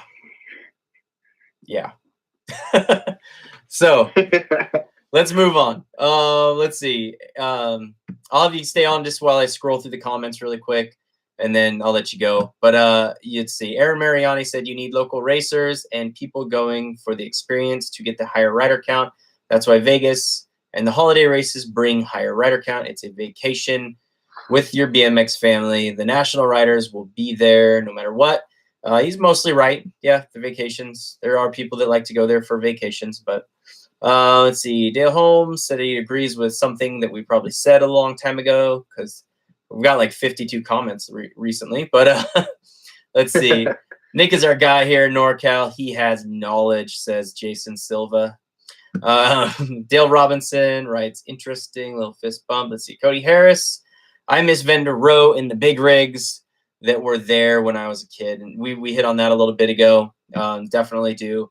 Let's see. Growing up, let's see, Jeremy Bushnell writes, growing up, going to nationals, some of my favorite parts were walking through Vendor Row. And so he's saying Vendor Row, and we should say like pit row, you know, where the factory teams had their pits and that kind of thing, and seeing all the factory teams and all these big companies with their big buses and their big pit setups and all that kind of stuff. It is, I think, for a kid that is super huge. But yeah, we were talking about that earlier. Let's see. Frank Grigsby, dad of superstar little, what's Frank's son's name? Tyler. There we go. Grigsby. Tyler Grigsby says, Lemoore should be on the list. Great track. And it should have. I honestly think Lemoore should have stayed. It could have started to create that tradition like we talked about earlier. And Lemoore, like, it used to have that tradition. Oh my God, Lemoore used to be like one of the hottest national beds in the entire season back in the late 90s and early 2000s, man. So it should be. Let's see. Tiffany Choate writes, totally agree, and should absolutely be a pro race as it's top-notch facility for Lemoore. She's talking. And we agree as well. And every kid waiting until, let's see, Cody Harris writes, every kid waiting until Sunday after AA Pro to get number plates. Now kids go watch nationals and don't even watch pros race, which is also true. And, you know, and Sunday nowadays too, you know, they don't even have pros race on Sundays. It's just not even there. And DeAndre out of Idaho says, don't do pro series races anymore. Let some of these other cats make a run for a USABMX title, which is what we were talking about. And gosh, man, let's see. Make an in-between class, Jeremy Bushnell says. Kind of the same thing we were saying, where you have a AA class and elite races, and those points kind of go together. At the end of the year, let's see, Dale Holmes writes, a lot of the coaches have created this don't race culture. This is a good subject to talk on. I don't know. I will. Yes, it is. It's so happening. And it happens even at the local level where myself, I was the track coach for a couple of years at our local track. And there were kids that were like, well, no, man, I'm gonna sit out today. We got our state finals in a couple weeks. I'm gonna rest up or whatever. And you know, and it's like happening on the local level where kids are like, oh, I can't race yet because I have to make sure I peak and this kind of thing. Do you see it at your track down there in Santa Clara? Yeah, so I think it was about 2 years ago.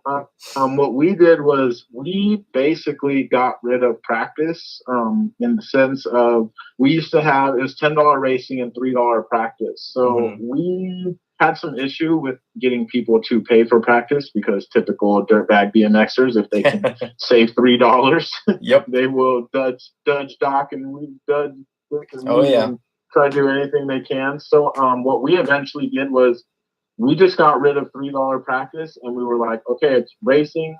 It's $10 practice. You can do it. It's going to cost you the exact same. For about a month, everybody hated us. We were the devil. The track's going to close. Nobody's ever going to pay $10. Yep. But the one good thing about BMX and the retention rate, sadly being so low, is that after 6 months, you have a whole new crop of people, and all they know is, yeah, we come to the track, we pay $10 to race. Like, the whole practice thing just kind of vanishes. And it's done wonders for not just our average rider count, but our retention and everything, because there's not that culture of show up, practice, and leave. Like, you paid your $10, you're on the sheet, go take your laps. Like, that's kind of been a big thing that kind of turned us around. But it's definitely, I think, I mean, if you allow, for me, it's pretty basic business, because when you're selling practice and selling racing, you're basically selling BMX that day. Somebody can buy it for $3 or they can buy it for $10.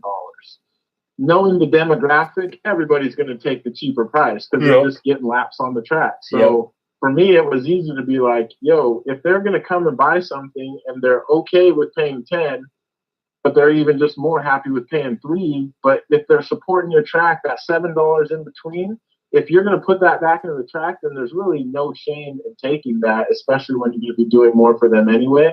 Like I said, we got a little bit of resistance up front, but I mean, if you look at it over a timeline from where our track was 2 years ago to where we are now, that's one of those key factors and major changes.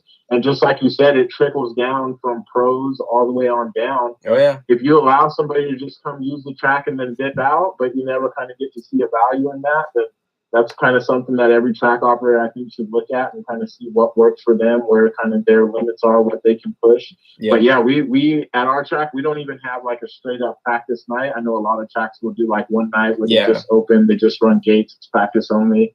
We don't even do that. We run 3 days and it's racing all 3 days. So it's kind of, everybody's out there. You can look at your numbers, see if that's something you're interested in. Most riders won't like it at first, but later on down the road, I think if you were to ask a bunch of our local riders, they enjoy it now because, I mean, it makes your classes bigger. Everybody's staying the race. People, if they're going to drive down, they're going to drive down. They're going to stay that extra hour to put those laps in. And I mean, it ends up helping your NAD kids, because then the ABA instituted that rule about 8 local races or whatever, things like that.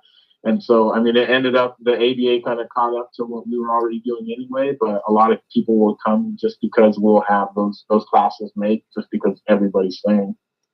Exactly. Good points.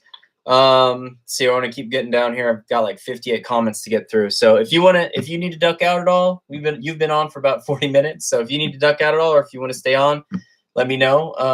Do you want to head out? Yeah, I'll duck out just all right, so cool. You can kind of get some more people in. I'll be in the comments for sure. Perfect, man. Thanks, dude. Thanks for calling. All right. All right, that was Nick Valencia of Santa Clara Pal BMX. We had him on for about 40 minutes, so that was really rad. If you want to call in, the number is 503-269-1234 or 503-BMX-1234. And yes, my number is 503-BMX-1234. We're going to go through some more of the comments on here. Let's see. Jason Tyndall writes, I understand the frustration of everyone here. We have 8 national weekends that are 8 hours or less drive from home. And was talking about it tonight with a family from NorCal who moved here this past spring. We are lucky and we recognize this. So I'm assuming Jason Tyndall is from back east.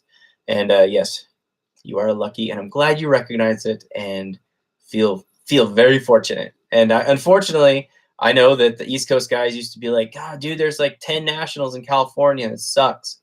But tides have turned. Let's see. Jeremy Bushnell writes, that culture has trickled down to amateur as well, which I actually just said. Let's see. Rasheen Hicks chimed in with a little thumbs up. Dale Holmes writes, I agree with Nick, a better option for their tier 2 guys and support them. And actually, that was my idea there, Dale. But I do think having a pro class, that you're pro open, or even no, just still calling it a pro, you have AA and you have elite. And those elite races are points that go towards the USABMX Pro title of the year, as well as those Olympic points. AA races are just USABMX Pro title points. A Pro is just A Pro points. And this would give all these tier 2 guys in AA a real shot at still making a living at this sport, because not everybody can travel all over the world to get Olympic points. And unfortunately, right now, that is the protocol if you want to be an elite racer. Rusty Dial writes, great idea on the AA Pro non-UCI Olympic point weekends. Include vet. Yes, of course. I think, honestly, every national should have a vet race. I think there's so many guys that are 33 and older that would race, if they could just go race 2 or 3 nationals that were close to them and race vet pro. I mean, they just would. I would still be vet pro if I didn't have to travel 12 to 15 hours for every vet pro race I ever went to. And it's stupid. Vet pro should be at every single race, every single national, hands down. Let's see. Aaron Mariani said it's called Tangent Pro-Am. Yeah, we know. Tangent Pro-Am is great. It's doing great things. But at the same time, it's not getting the exposure that riders need to get for bigger checks from companies, which I think is maybe something will change in the future for that. And Tangent Pro-Ams will get bigger in that sense. But as of right now, you go win a Tangent Pro-Am, your sponsor isn't going to be like, here's an extra $1,000. It's just not going to happen. Marcus Hootko, let's see. Robert Pierce jumped in, said good stuff. Good old Fierce Pierce, NorCal boy. Marcus Hootko writes, we need super expert classes. So, okay, now we're going too far. Super expert classes, it's too much. Marcus, your mind is going places that just don't know. Yeah, 13. Yeah, experts don't have to race 13 intermediates. They could race 13 expert or 16 experts. You know, I've been listening to some of the stuff on Rail the Berm, and apparently in Australia, I think it is, you can move up. So, like, say you're a 10X, there's no other 10Xs there, and you get moved to 11 intermediate or beginner or whatever they call it in Australia, but instead they can go race 12 or 13 experts. I don't know, maybe the mentality is different over there, but if I was a 15 expert and a 12 expert jumped in and took me out in the corner, I don't know, I'd be pretty pissed off. I don't know if I really agree with that thing in Australia that they're doing. Yeah, I don't know. There's a lot of dynamics in that. So let's see. Brian Silvis said he agrees to probably something Nick and I were talking about. Let's see. Zach Schnell, come one, $3 is $3. Yeah. Let's see. Jeremy Bushnell writes, the legend Mike Reich 100% believed in no practice, just gate night, and all of his tracks in the 90s didn't have them. So Jeremy, I'm not quite sure what you're saying. So I know Mike Reich did some awesome stuff up in Washington back in the day. One of my favorite track operators, somebody I definitely looked up to as a track operator. But are you saying that there were no gate practice? There was no like practice nights? You were only allowed to do a gate practice night? Like you only did gates? Not quite sure. Let's see. Harold Ridge says, can't wait for Santa Clara. Track is awesome. One of our tour kids voted is the best to ride. Always so positive, Harold. Good for that. Let's see. Coda Harris. Marcus, I agree. When I was 15 or 11X racing a kid, I'd be racing 11X. I'd race 15X sometimes, made me faster. Yes, it does make that 11X faster. But what does it do to that 15X is one of those big keys. Now I am bumped up at an age and race intermediate. It makes no sense. My sister just started, and as a girl, always has to race experts instead of novices, getting bumped into her. how they do classes now is dumb. I think your sister could have signed up as a novice, Cody, just to let you know. But yes, the classes stuff is kind of weird, but I still just like Cody, you were a super fast 11 expert, but you jumping in with a bunch of 15 experts that maybe just turned 15x, you know, I'm trying to think of everybody. You know, would they really want to have an 11x be stomping on them? And I don't know if they would. Let's see. Somebody replying to Cody saying, I'll be 11x bumping into a 15x race. Meredith, let's see. Don Watson saying hello. Come on, scroll. And it says, Nick Valencia says, thanks, man. It's getting rebuilt in 2 weeks. Ooh, so the track will be different for the National, just so you know. Cody Harris writes, Adam Treadwell, well, if you're 15x, you better not be letting a 12x punk you in a corner. Well, obviously, that's the best of both worlds, but a 15x that's fresh out of intermediate is not going to want to get beat by an 11 or 12-year-old experts or getting punked in a corner. And I think that's a good reason that they don't let riders jump up that far in age for the most part. Let's see, George Cruisecamp, if 12x can take out a 15x, the 15x should probably reclassify. Unfortunately, George, that's just not our sport. Like, you can't just reclassify back down to intermediate right after you turn expert. See, Jeremy, let's see, good. Jeremy kind of clarified that for me. He said he didn't do any, I lost it, come back. He didn't do any gate nights, only races, like Nick said. Okay, so yeah, he just did no gate practice, no practice nights, just race nights, and you had to race. Let's see, Tiffany writes, our track does open races once a month, and it's a lot of fun, which I do love the open races. So our track does those too, where you do like an 11 and under, 12 to 15, and like a 16 and over. I think that's awesome. Yes, I think that's something that every track should do. And I think that answers the question more than just putting, you know, because those are the kids then that if they want to sign up for it, they can sign up for it rather than just being forced to race an 11 expert that they didn't really want to race in the first place. Tiffany Choate then writes, is it fair that a 12 inner has to race a 14 expert when there is a 15x class? No, of course not. There's always weird classes getting made, and I hope that USABMX is constantly trying to figure that out and get those things kind of fixed. It does seem like it's happening more nowadays than it used to. So let's see. Rocky Manning writes, Adam Treadwell looks like Boomtown. We see you for some training soon. We'll see you for some training soon. And yes, I messaged Rocky about maybe doing a clinic next Sunday at Boomtown, doing basically like a little pre-grands clinic for all you guys down there at Boomtown BMX. So check it out for some flyers coming up soon and some information on it. Rocky and I will kind of iron that out. Let's see, so Sunny writes, if you don't have a class, recruit. We would all have a class if we had more riders, which is true. Oh yeah, if you don't have a class, then recruit riders for your class, is what she's saying, which is true. So Rocky Manning writes, yeah, that same thing. And then Jim Sievert writes, let's talk about how to get national schedule back to manageable system so all areas are able to compete for NAG and national numbers. Boom, I'm going to go ahead and hit like on that one twice, even though it didn't let me. So yes, Jim Sievert, you're very correct.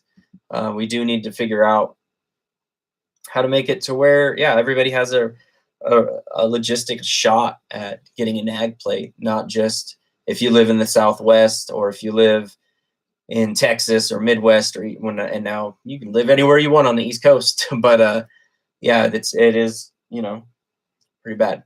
So if anybody wants to call in, again, my number is 503-BMX-1234. We are trying to come up with some good solutions and some good ideas. Maybe track operators are listening in and can get some good ideas to help bring up your local scene, which in effect brings up that possibility of having a national in your your local area. And Marcus Hupko writes again, I think part of the problems with the nationals is certain people feel it should be a certain track, and when it's not, they ban the race.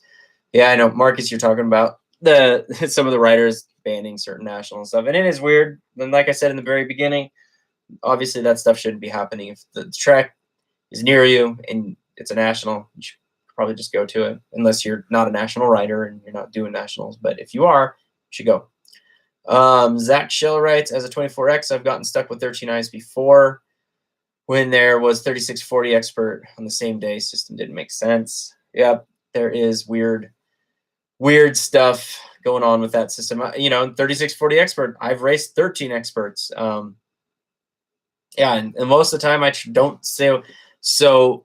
Again, most of the time I wouldn't even sign up because I didn't want to, get stuck with 13 experts, because for one, it's not fair to them.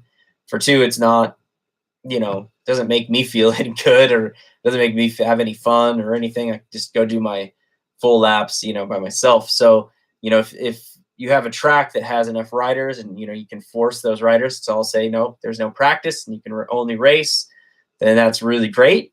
But if you don't, and you have tracks like here in Oregon and Washington where, well, at least in Oregon, myself and two other guys are the only 3640 experts in the entire state, it's not very fun. So, let's see, Dustin Golden, who should be on a plane flying to Tulsa right now to go build the USABMX Grand Nationals track, chimed in, said, look at that sexy banner in the background. No, that's not.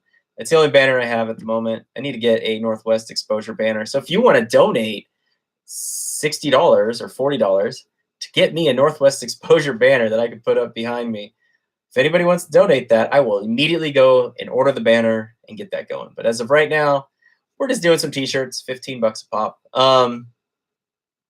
So yeah, if anybody wants to call in, 503 BMX 1234.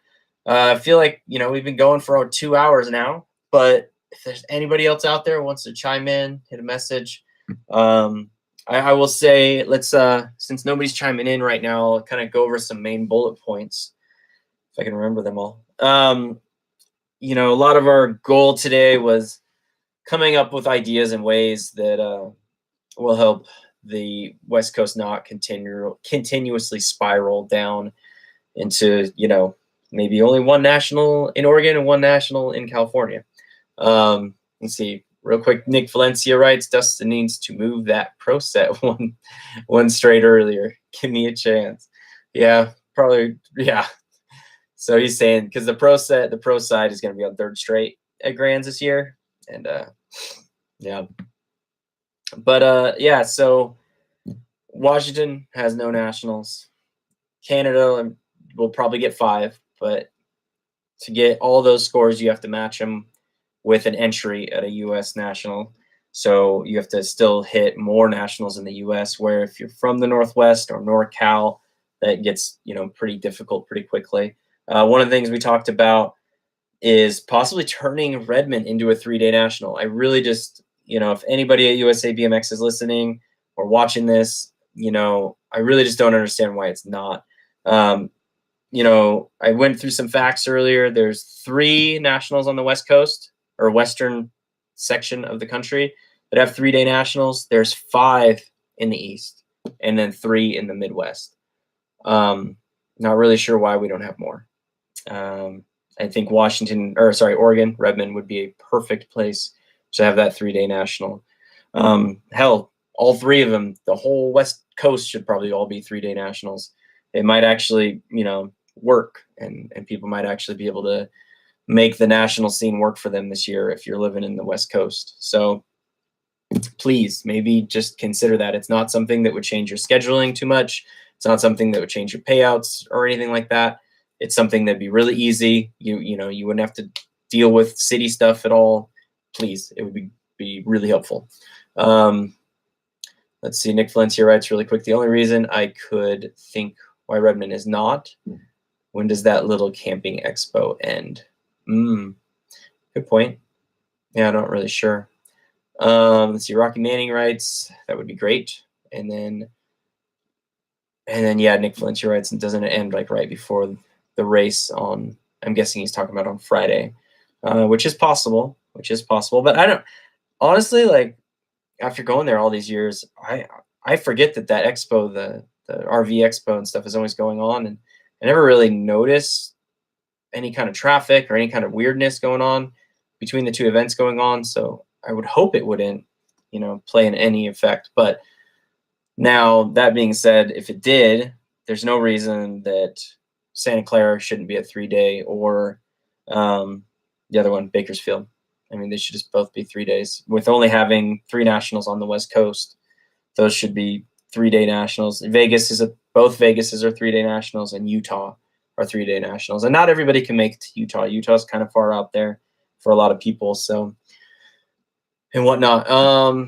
Let's see. Harold Red said yes, 3 days for Redmond would be good. Let's see. Nick Valencia writes, it is big from what I've heard. That's the only thing I could think of. Let me Google. Google it, Nick. So a few more points that we kind of hit on earlier that could possibly help is, you know, your local programs, trying to grow your local programs and whatnot is really important. You know, and I think every area is different. Some places, some people have really good luck with going into boys and girls clubs or going into schools. Some places have good luck with just word of mouth. Some places create such a good environment that it just brings people in. You know, there's so many different ways to skin the cat, but making sure you do it is the thing and whatnot. I know, you know, I know when I ran the track in Salem, we focused on making great events and whatnot. And then we were part of the Oregon State Fair every year. And so every summer people could come race BMX during the Oregon State Fair for $5. It was amazing. It was great. We had huge success with it, but we were on the fairgrounds and not everybody has that opportunity and whatnot. But that was our way of, you know, creating a big environment and whatnot. And I think, but you got to find your niche. I mean, and like I said, every area is different. PI is doing cool things like 2-lap races on Sunday, getting ready for work, you know, getting ready for grands. They're always doing, you know, they did a flat pedal race only the other day on Friday night. So always doing something fun. And they even did some slalom thing down the first straight. But you got, you know, track operators, unfortunately, it's all up to you, you know, it just is. See, Jeremy Bushnell writes, even with the expo going on, we are already there Friday, making it a 3-day. Wouldn't add hundreds of riders to make it much different, which is true. Most of us are there. Zach Schnell writes, need to change the age groups to UCI age groups. And this says, it's a good point. If we were going to be reliant on UCI forever, which I hope we're not. Told you guys not to cuss and swear, but I hope UCI just doesn't stick around. Hope they just say, you guys aren't doing enough for us. We're not making enough money on you. And they go away. But yeah, so going back to some of our main points, there's still 27 nationals this year. We lost 2 on the West Coast. Then, you know, the mid-central U.S. gained 1 national, and the East Coast gained 1 national as well. So, you know, the 2 we lost just went to Midwest and back East, which is a bummer. And again, we're not here trying to tell USABMX horrible things. We're just trying to figure out ways to bring those nationals back / create something bigger here on the West Coast. So, Jason Tyndall. Yeah, the UCIF bomb, it happens from time to time. I don't know, man. I think we went for 2 hours. We got some good stuff out of it.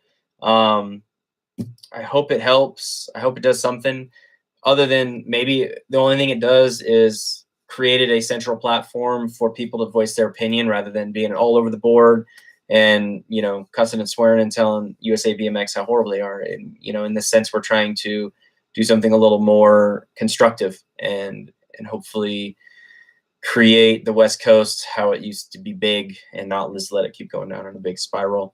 Real quick, Zach Shell writes, also, is there no fall nationals next year, or are they going to announce it later in the year? No, there are.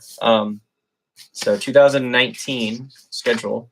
Oh, sorry, no, there are no fall nationals. You're right. Yeah, there's no fall nationals next year. It goes Sunshine and then Lone Star in October, which I made kind of a funny joke on Rusty Dial's Facebook of, really, we're going to Texas in October, the end of October? I think the weather's going to suck. But they also said it could rain, it could not. It could be cold, it could be hot. There's really no telling. So that's the end of the year national. So yeah, we don't have a fall national anymore. There's no end of the season West Coast race.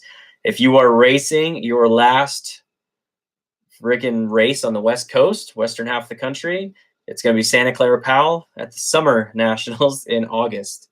So that really sucks, actually, now that you really, like, I'm glad you pointed that out, Zach, because I just realized more of how this national schedule is bad for next year of August 16th through 18th. It's in Santa Clara Powell, which is awesome. And then you go to Kentucky, Maryland, Florida, Texas, Oklahoma. So the last national of the year for the West Coast, western part of the country, is in the summer, which is really sad. That's a whole new point that I did not see before. That's a bummer. That's just really sad because all these guys on the West Coast aren't going to get to race a national to get themselves mentally ready for grands, which is very, very important. Yeah, that fall nationals, that last little leg national is hugely important to get yourselves ready, mentally for the grands. It's that last chance to see where you're at with everybody and see what you got to do with your training and change your training and all this kind of stuff. And, if you need to be on the bike more, if you just needed that extra little boost of confidence from that national, that's really a bummer. That's really a bummer. It's depressing, to be honest. Let's see. Dustin said, Adam and I are buying USABMX. Oh, yeah. The money that it flies out of my butt as much as I poop. Yeah. Let's see. Count me in as a silent partner from Sonny Harmison. Send your PayPal account email to Dustin, and yeah, he'll buy it. There we go. Let's see. Jason Sievert writes, so I guess my question would be, is USABMX engaged with this town hall meeting for one, and is it a possibility that they would actually open the communication line with you and others to help create a better national schedule? Or will it be just another typical season after 2019 and 2020 and beyond in the future? So Jim, that's what I'm hoping for. So in the very beginning, I talked about how myself and many others would post the national schedule and post the map and just be totally upset and disgusted with it. And it did seem to go on deaf ears. My hope is that, that maybe if we show on the West Coast to the ABA that we're going to stand together, we're going to get together, we're going to say, no, this is not what we deserve. We deserve better than this, and we will show you that we deserve better than this, and we'll create something better here to come back to. Then yes, now USABMX does know. I tagged them in the entry line. They actually liked the post that I originally posted saying that I was going to do this. So I'm sure they'll listen. I don't know who exactly at USABMX will listen or watch it. I'm sure somebody will, and that's great. And that's what my hope was, rather than, like I said, 500, 1,000 posts from everybody saying how this sucks or that sucks and how they're pissed off about this. And I hope that we can, like I said, show them that we can come together and create something good again here on the West Coast and do something better for these riders and these athletes, and not let the sport die on the West Coast and in the Northwest. Let's see. So Nick Valencia writes, NorCal State Finals will offer NAG points. Tell your friends. You hear that? No, he's kidding. It's a joke.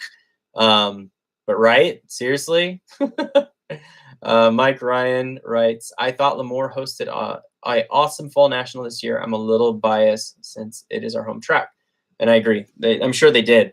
I didn't get to go, but I'm sure they did. I'm sure it was awesome. It looked amazing. That track looks amazing. I saw an overview of the whole facility, and it's a large facility with plenty of room for everybody. And yeah, it's pretty depressing that we're not going back to Lemoore for the fall national. It should have still just been there.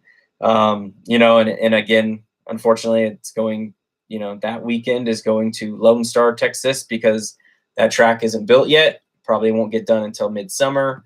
And then they're hosting the Worlds on it the following year. And this is one of those other moments where the UCI is controlling all of our destinies, which I'm not happy with. But that's neither here nor there. Nothing we can change with that at the moment. Other than, don't go to UCI events. Oh my goodness. I was just about to say goodbye, but Dave Archibald is calling right now. All right, welcome to the show. Dave Archibald is on the line. I was just about to say goodbye to everybody, but I will answer the phone for Archie. What's up, Dave? Not much, just hanging out. Hanging out? Just coming across your little thing here. Yeah? I don't go on Facebook much, so I don't really see what's going on all the time. So, but I do know about the schedule. I found out about last night. Yeah. So, seems like everybody's a little disappointed. Yeah, definitely. So, I mean, I can see the point. Obviously you're 2 nationals down from last year. Yep. Concerning the Washington National, what I would say is, I think it was just the timing. These last nationals in Washington's killed it. You run the national in August in Spokane, right up against, after the World Championships, it really cut the rider count down. It did. It definitely did. And then you run the state championships a couple weeks after that, and the Gold Cup final, 3 weeks after that. I think that's really just hurt the national Washington for the last, at least 3 years or more. Yep, that's very true. So I'll just kind of go into that a little more. So, one of the big things we kept hearing from racers as well as ABA and whatnot is a couple of last Northwest Nationals being in Washington have gotten really low moto counts, and it's a really good point. They're either A, after Worlds, B, right up against, right next to Gold Cup qualifier or Gold Cup finals and this and that, and they're always at the end of the season, and which is kind of a bummer because a lot of people have their scores in, especially on a 27 national schedule. You're the last of, last 5 of them.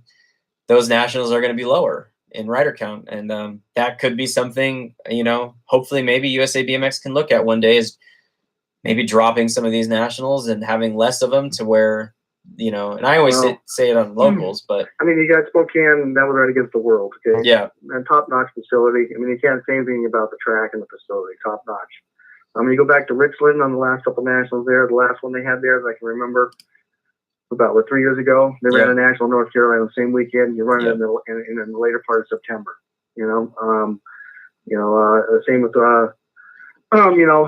Sumner, as far as concerned there. They run the first national on the 4th of July, on which is a little earlier. They run a 3-day race, which sounds to be great, but they run a national on the East Coast on the same weekend. Yeah. And then the people that came from up there and they raced that national, the track wasn't as good as it was this last time. And, people were kind of pissed because it wasn't asphalt turns and it wasn't, to the level of the nationals everywhere else. Yeah.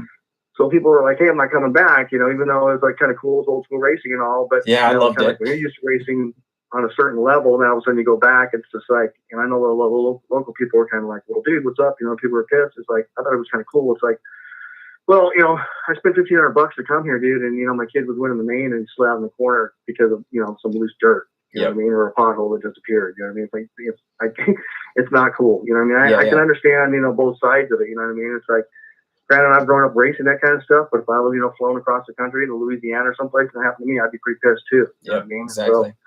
So, but hey, with that said, they came back and they put a good track for this last national, and but again, it's like. Already, everybody's kind of bitter from the last time. So, is that the difference between 25 and 30 motos? Is that a 150 moto race or a 125 moto race now? You know what I mean? Who knows? But, and it's just, another thing about the West Coast here is this Las Vegas race sucks ass. I mean, let's just get right down to it. It does. I mean, 100%. I've been there 4 or 5 times. I don't know how many times. I've been there a bunch of times. And the only reason that I ever went there is because I was going for national, more amateur, and I knew the rider count was there. Yep. And most of the times I already had all my wins, but I was just spending the money because I knew that, there might be 25 riders. And if I didn't go, I'd be losing out on points. And then, if you don't get lane 1, 2, or 3 on probably 90% of the races, you're not winning, And it's just like, okay, so you got 6 nationals on a go-kart track. I mean, I don't know, outside of Kentucky, probably on the East Coast, I mean, what track is really that small? Oh, no. You know what I mean? So we got 6 nationals in Las Vegas, but reality is, the track is not the part anywhere in the country. No. You know what I mean? So, Who cares? Who cares if they got a bar at the facility that I can drink at and watch my kids race? Exactly. You know what I mean? It's like, that's again, something, you know, if you're racing these nationals, you're spending probably $1,500 on average, $1,000. I spend an average of $1,000 a weekend racing on my own. Yeah, definitely. You know, and I don't have kids, and my wife doesn't typically go. Yep. No, exactly. Like those Vegas Nationals, man. And that is one of those moments where that was purely for money. Vegas was gonna fork over. I was literally there during the dinner when the chief of USABMX was like, "Hey, what do you guys think about coming here twice and Reno only once?" And all of us track builders, all of us racers, we were like, "No, please, no. That's horrible. Like, it's a novelty thing. Come here once, and it's kind of fun for a lot of parents, but we can't be coming here twice. We can't rely on this venue." But in the end, South Point and Vegas forked up a lot of dough. And that's where we're going. And it does suck. And the only thing that can ever change that, and this is where, and I've talked about this before on other stuff, is, and I haven't gone back to Vegas since I've talked about this on other stuff, on other posts and stuff. But the only way we can ever change this is to stop going to Vegas. Just stop going. Like, don't put it on your national schedule. If you don't want to race Vegas and you don't think it's worthy of a track to race, and you don't want to spend $1,000 to go race 20-second laps, don't go to Vegas. It's just so mind-numbing how, I mean, I feel like we're just sheep, just being like, okay, I guess that's where we're gonna go, and it's just mind-numbing. We're just sheep, and it's sad. I mean, I could see going one time, you know. Yeah. Maybe it's the January race, you know. I understand it. Yeah. The other argument, everybody's like, oh my God, we can't race there in the summertime. It's too hot. Yeah. Give me a break, dude. You're right. Hey, most people don't even ride more than 3 laps now at the national. I know. They hardly have quarter semis anymore. Yeah, no. Okay. People play football all day long. Yep. They play baseball and soccer all day long in hot weather all over the country. Yeah. Now all of a sudden, just because we got a helmet on and we're riding a bicycle, all of a sudden anything above 90 degrees, everybody's like panicking. It's too hot. Yeah, we're racing. You know, head back East Coast. I raced in all kinds of places back east where it was so hot and so humid, I could hardly even stand being outside.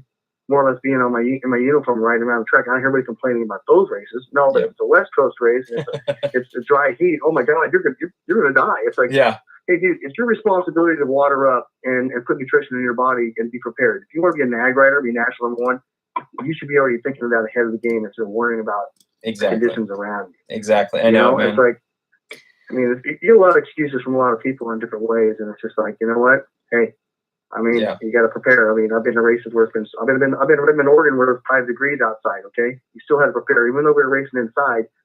You still have to deal with the elements outside going in and out of the facility. Yep.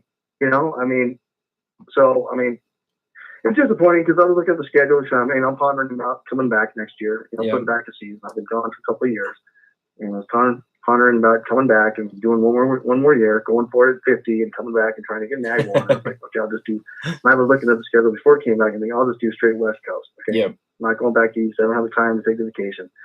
And it's like, and I figured, hey, I'll do the LA, California, whatever. But my comeback schedule, I was not going to come to Vegas. Well, you took Washington on the way, and now you took California out of the way in the fall. Yep. So realistically, you know, it's like I could probably pull it off if I don't go. But it's like I'm looking at probably a possibility of, you know, maybe 15 scores. I mean, I got to win every other race. I have a chance to get NAG 1, which you know, for anybody that's quite a tall task.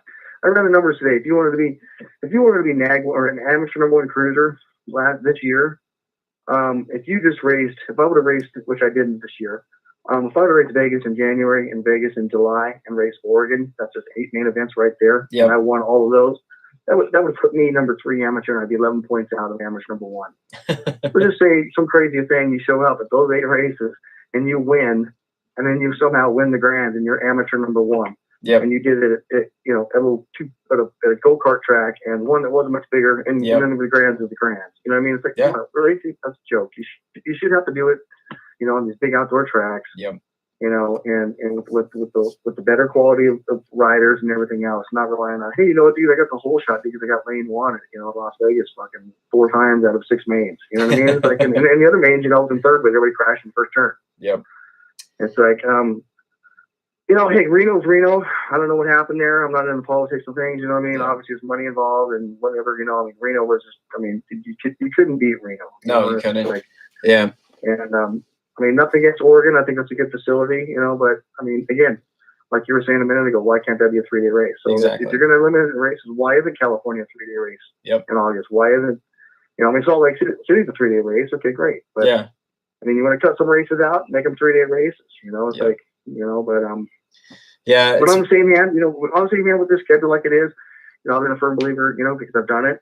You know, sometimes you got to change. Sometimes you got to change. You got to challenge. You got to move out of your region. If that means that your region is Washington, California, Oregon, Nevada, Arizona, and Utah, well, you know, you might have to go out to the Midwest. You know, you might have to make a venture out to.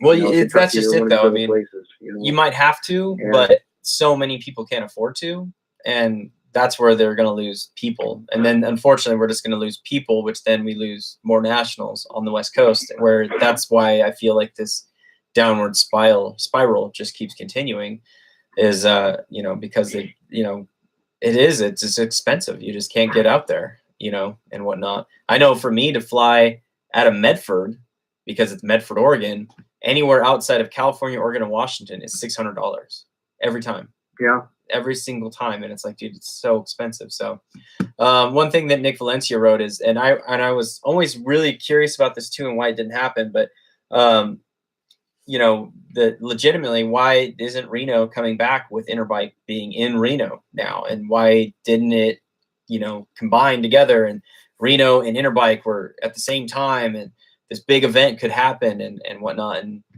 it just didn't happen. I don't know why it didn't happen, but man, that would be amazing if it did happen again. Or, you know, and then that was the way that Reno came back, is that it linked in with Interbike. I think it would be amazing for the sport and everything. So I mean, I get the National of Texas in the fall. What they're doing is they're pushing everybody, saying, hey, look, what we're going to do is we're going to pull the Europeans and all the foreigners here, because they all want to come over and try the track out for the World Championships. Yeah. And you know what? If you're a foreigner from one of these countries, I just raced this guy last month in California from France.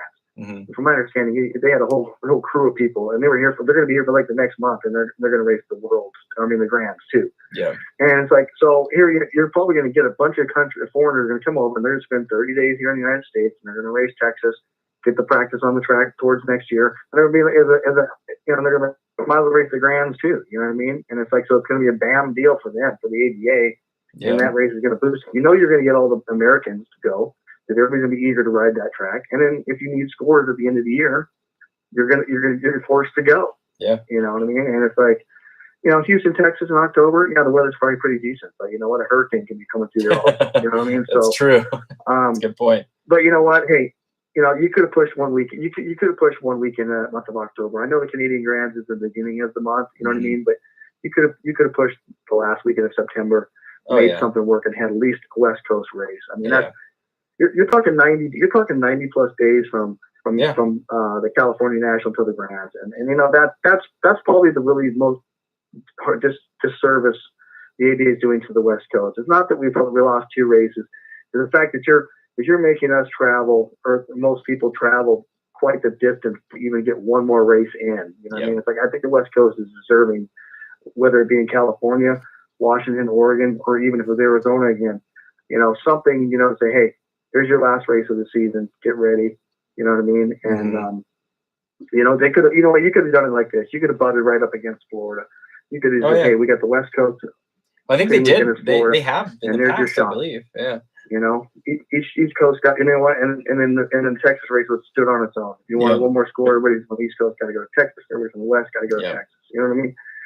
And not that I would probably do that now going forward, but I mean, 5 years ago, 10 years ago, I'd be all over Texas. You know, there's no way I would be like, dude, I'm there. You know, I'm going that race. You know what I mean? It's like, I'm on that. You know what I mean? And I think they rely on a lot of people like myself in the past that would do that kind of thing. And it's like, but, you know, I mean, it's just, it is what it is. But, you know, going forward, you know, if you really want to be a nag rider out of Washington, you need to start preparing yourself, not, you know, come like, I hear a lot of people in this area say, yeah, I'm just going to go to the race in January and see where I'm at. It's like, I always told myself that I didn't want to see where I was at in January. I needed to be winning in January. So that meant a lot of training in the wintertime, in December, the cold weather, you know, just I had to be ready to win in January. I mean, and so now you're even forced more on the West Coast. You got to be ready to win right off the top. There is no more, hey, I got a couple races to warm up and see where I'm at. And it's just like, you have to be prepared. So your season starts not only in, November because you're going to the Grand, but it's running right through December. And, you just got to be like, hey, I have only so many options. Like I said, right now, if I look at the schedule, I got to win every other race. You know what I mean? So if I win on Saturday, if I win on Saturday, I get a win on Sunday. Yep. Every weekend I go to have a chance to have 8 wins or 7 wins in a second, Yep. And, so, I don't know. I haven't just completely decided if I'm going to come back. My wife is completely against it. So it's not worth the money. And I see her point. I do not believe it's worth the money. No. But then deep inside of me, the racer in me wants to do it. It's like, the benefits of me getting, going for another plate. I'm in a different position than a lot of people. I've won every number of plates you can win. But I can see for somebody that hasn't had a NAG plate or hasn't had their first NAG one or the second NAG one or whatever, why they would like to do it. Money is no question, you know what I mean? But yeah. But when the cards are stacked against, it's kind of the way it looks, it's like you really got to focus in it. So it's just, it's disappointing, but hey, you might have to. It costs money to be good, So yeah. Well, man, I appreciate you calling. Thanks for coming on. If you want to stay on for a few more minutes, I got a couple more comments to get through really quick. All right. Yeah. So this, Nick Valencia said, hey, to Dustin Golden, who's my brother-in-law, said that you could get Reno back with Interbike, and we kind of spoke on that a little bit. And then Dustin writes, I'm just a shovel jockey. No one listens to me. And man, Dustin, if you're still listening, you're not just a shovel jockey. They do listen, and they should listen, because Dustin's been doing the national scene with building all the national tracks since, I think we were figuring it out the other night, since 2007 or 2006. Yeah, 2006 or 2004 even. I can't remember now, but been doing it for a long time, worked for USABMX for a long time. And you are from the Northwest, and they might listen, and at least try. Matt Britton writes, thank you for doing this, Adam. I hope they understand how the Northwest feels about the loss of our nationals. In the last few weeks, we have lost, or last few years, we have lost Mile High, Blackjack, and now Lumberjack. It's a bummer. I feel this decision will affect overall rider count and rider retention in the Northwest in a negative way. I do totally agree with you, and I actually forgot about Mile High, another national that was kind of on that western part of the country, that's gone. And which really shocks me, because those guys have an amazing program in Colorado, and they get tons of riders out there. And very disappointing to see that they did not, or that they're still off the national schedule. Nick Valencia writes, for the record, August dates were given to us at Santa Clara PAL. We did not choose them. So he's saying that he probably would have liked a further out date, or maybe an earlier summer date. I don't know which, but those dates were chosen for Santa Clara from USABMX. Rasheen Hicks writes, PAL in October would have been prime, and he's right. It probably would have been.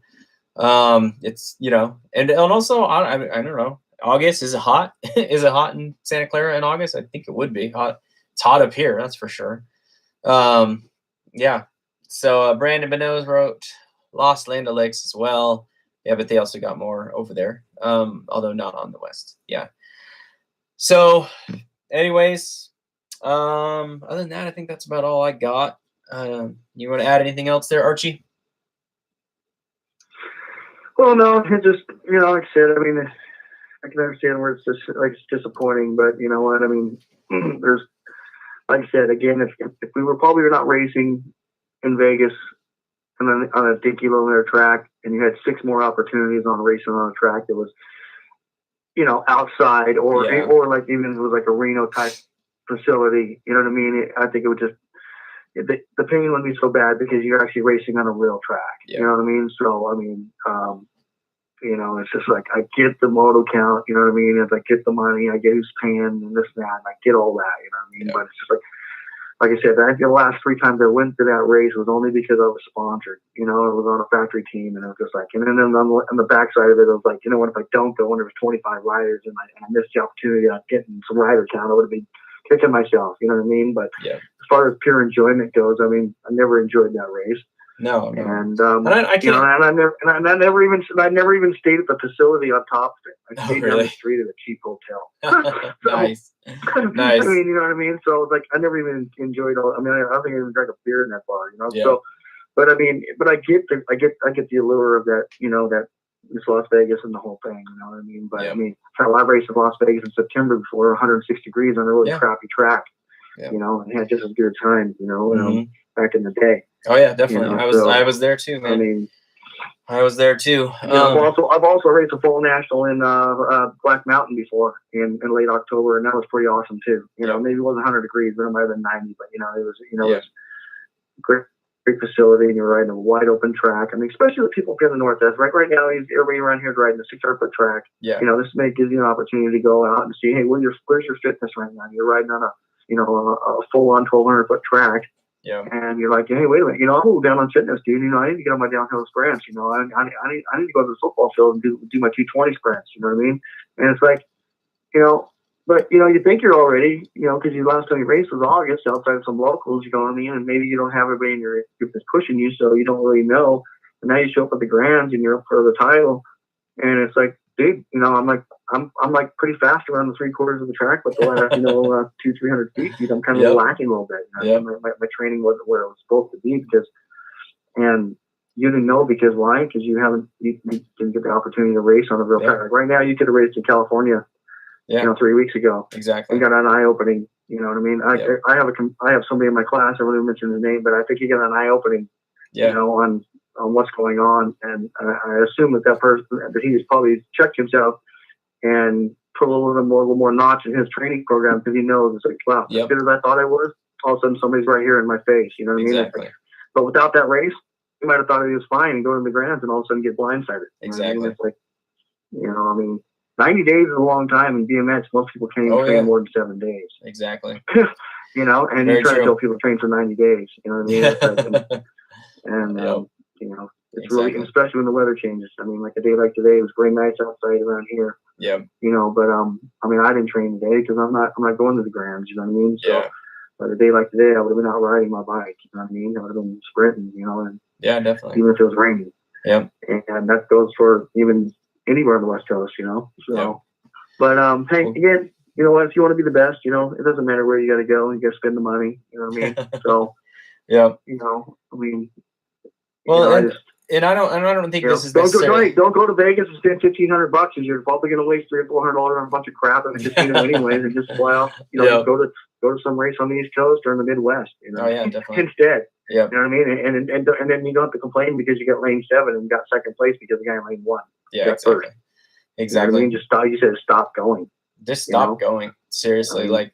Go to Rockford. I don't, you know what I mean? Yeah. There's plenty of better tracks. I mean, I've been out to Michigan before. I went out to Michigan one time to race and every trip. I'm like, why are you here? You know what I mean? I'm like, because I just thought it'd be cool to come. And you know what? I ended up having rider count in that race. And that year, I think that year, that rider count race was one of my best scores. Yeah. You know what I mean? It's like, so yeah, it costs money, but. Well, and what we're getting at though, and you got to understand that the average racer isn't able / willing to, invest that much money into learning how the national scene works. When you take out all the nationals from an area, you no longer have the even learning curve on how it all works until you go to Phoenix or California all of a sudden, or Redmond, which is honestly one of the hardest nationals of the year. And I think that's more the point because, in your stature and your setup, for you, Arch, I mean, yeah, you're going out there to be the best, where 95% of the rest of the people are not, and they're still, trying to learn the ins and outs and learn how it all works. And I think, a lot of these people have lost that in that sense, and which does hurt the sport in the Northwest, period, especially or Western part of the country. So, but anywho, well, I mean, it's just, maybe you shouldn't have nag 11 through 20, really, I mean, come on, NDO only went up to nag 16, which I thought was kind of, that's a little too much even then, you know what I mean? But now you got nag 20, you know what I mean? It's like, how hard is it to really get nag 20? You know what I mean? It's like, maybe you're better off being district number 1, 2, or 3 than being nag 17. You know what I mean? Which is possibly the wave of the chain. Or for those top 10 district, and then something, Like, instead of having 8 races count towards your nag races, you know what? make it 20. You know, you want to race people race more, race 20. What's that? If you're doing a 10-month season, what's that? 2 races a month? Oh yeah. Now you're getting out there. Hey, that's your gate. That's your gate practice right there that you go to. Folks, I bet you everybody's going to gate practice. You know what I mean? I don't go to gate practice, right? I mean, I'm sure anybody can tell me around here. I bet you in the last 15 years, I probably showed up gate practice, half a dozen times or less, and I'm probably exaggerating.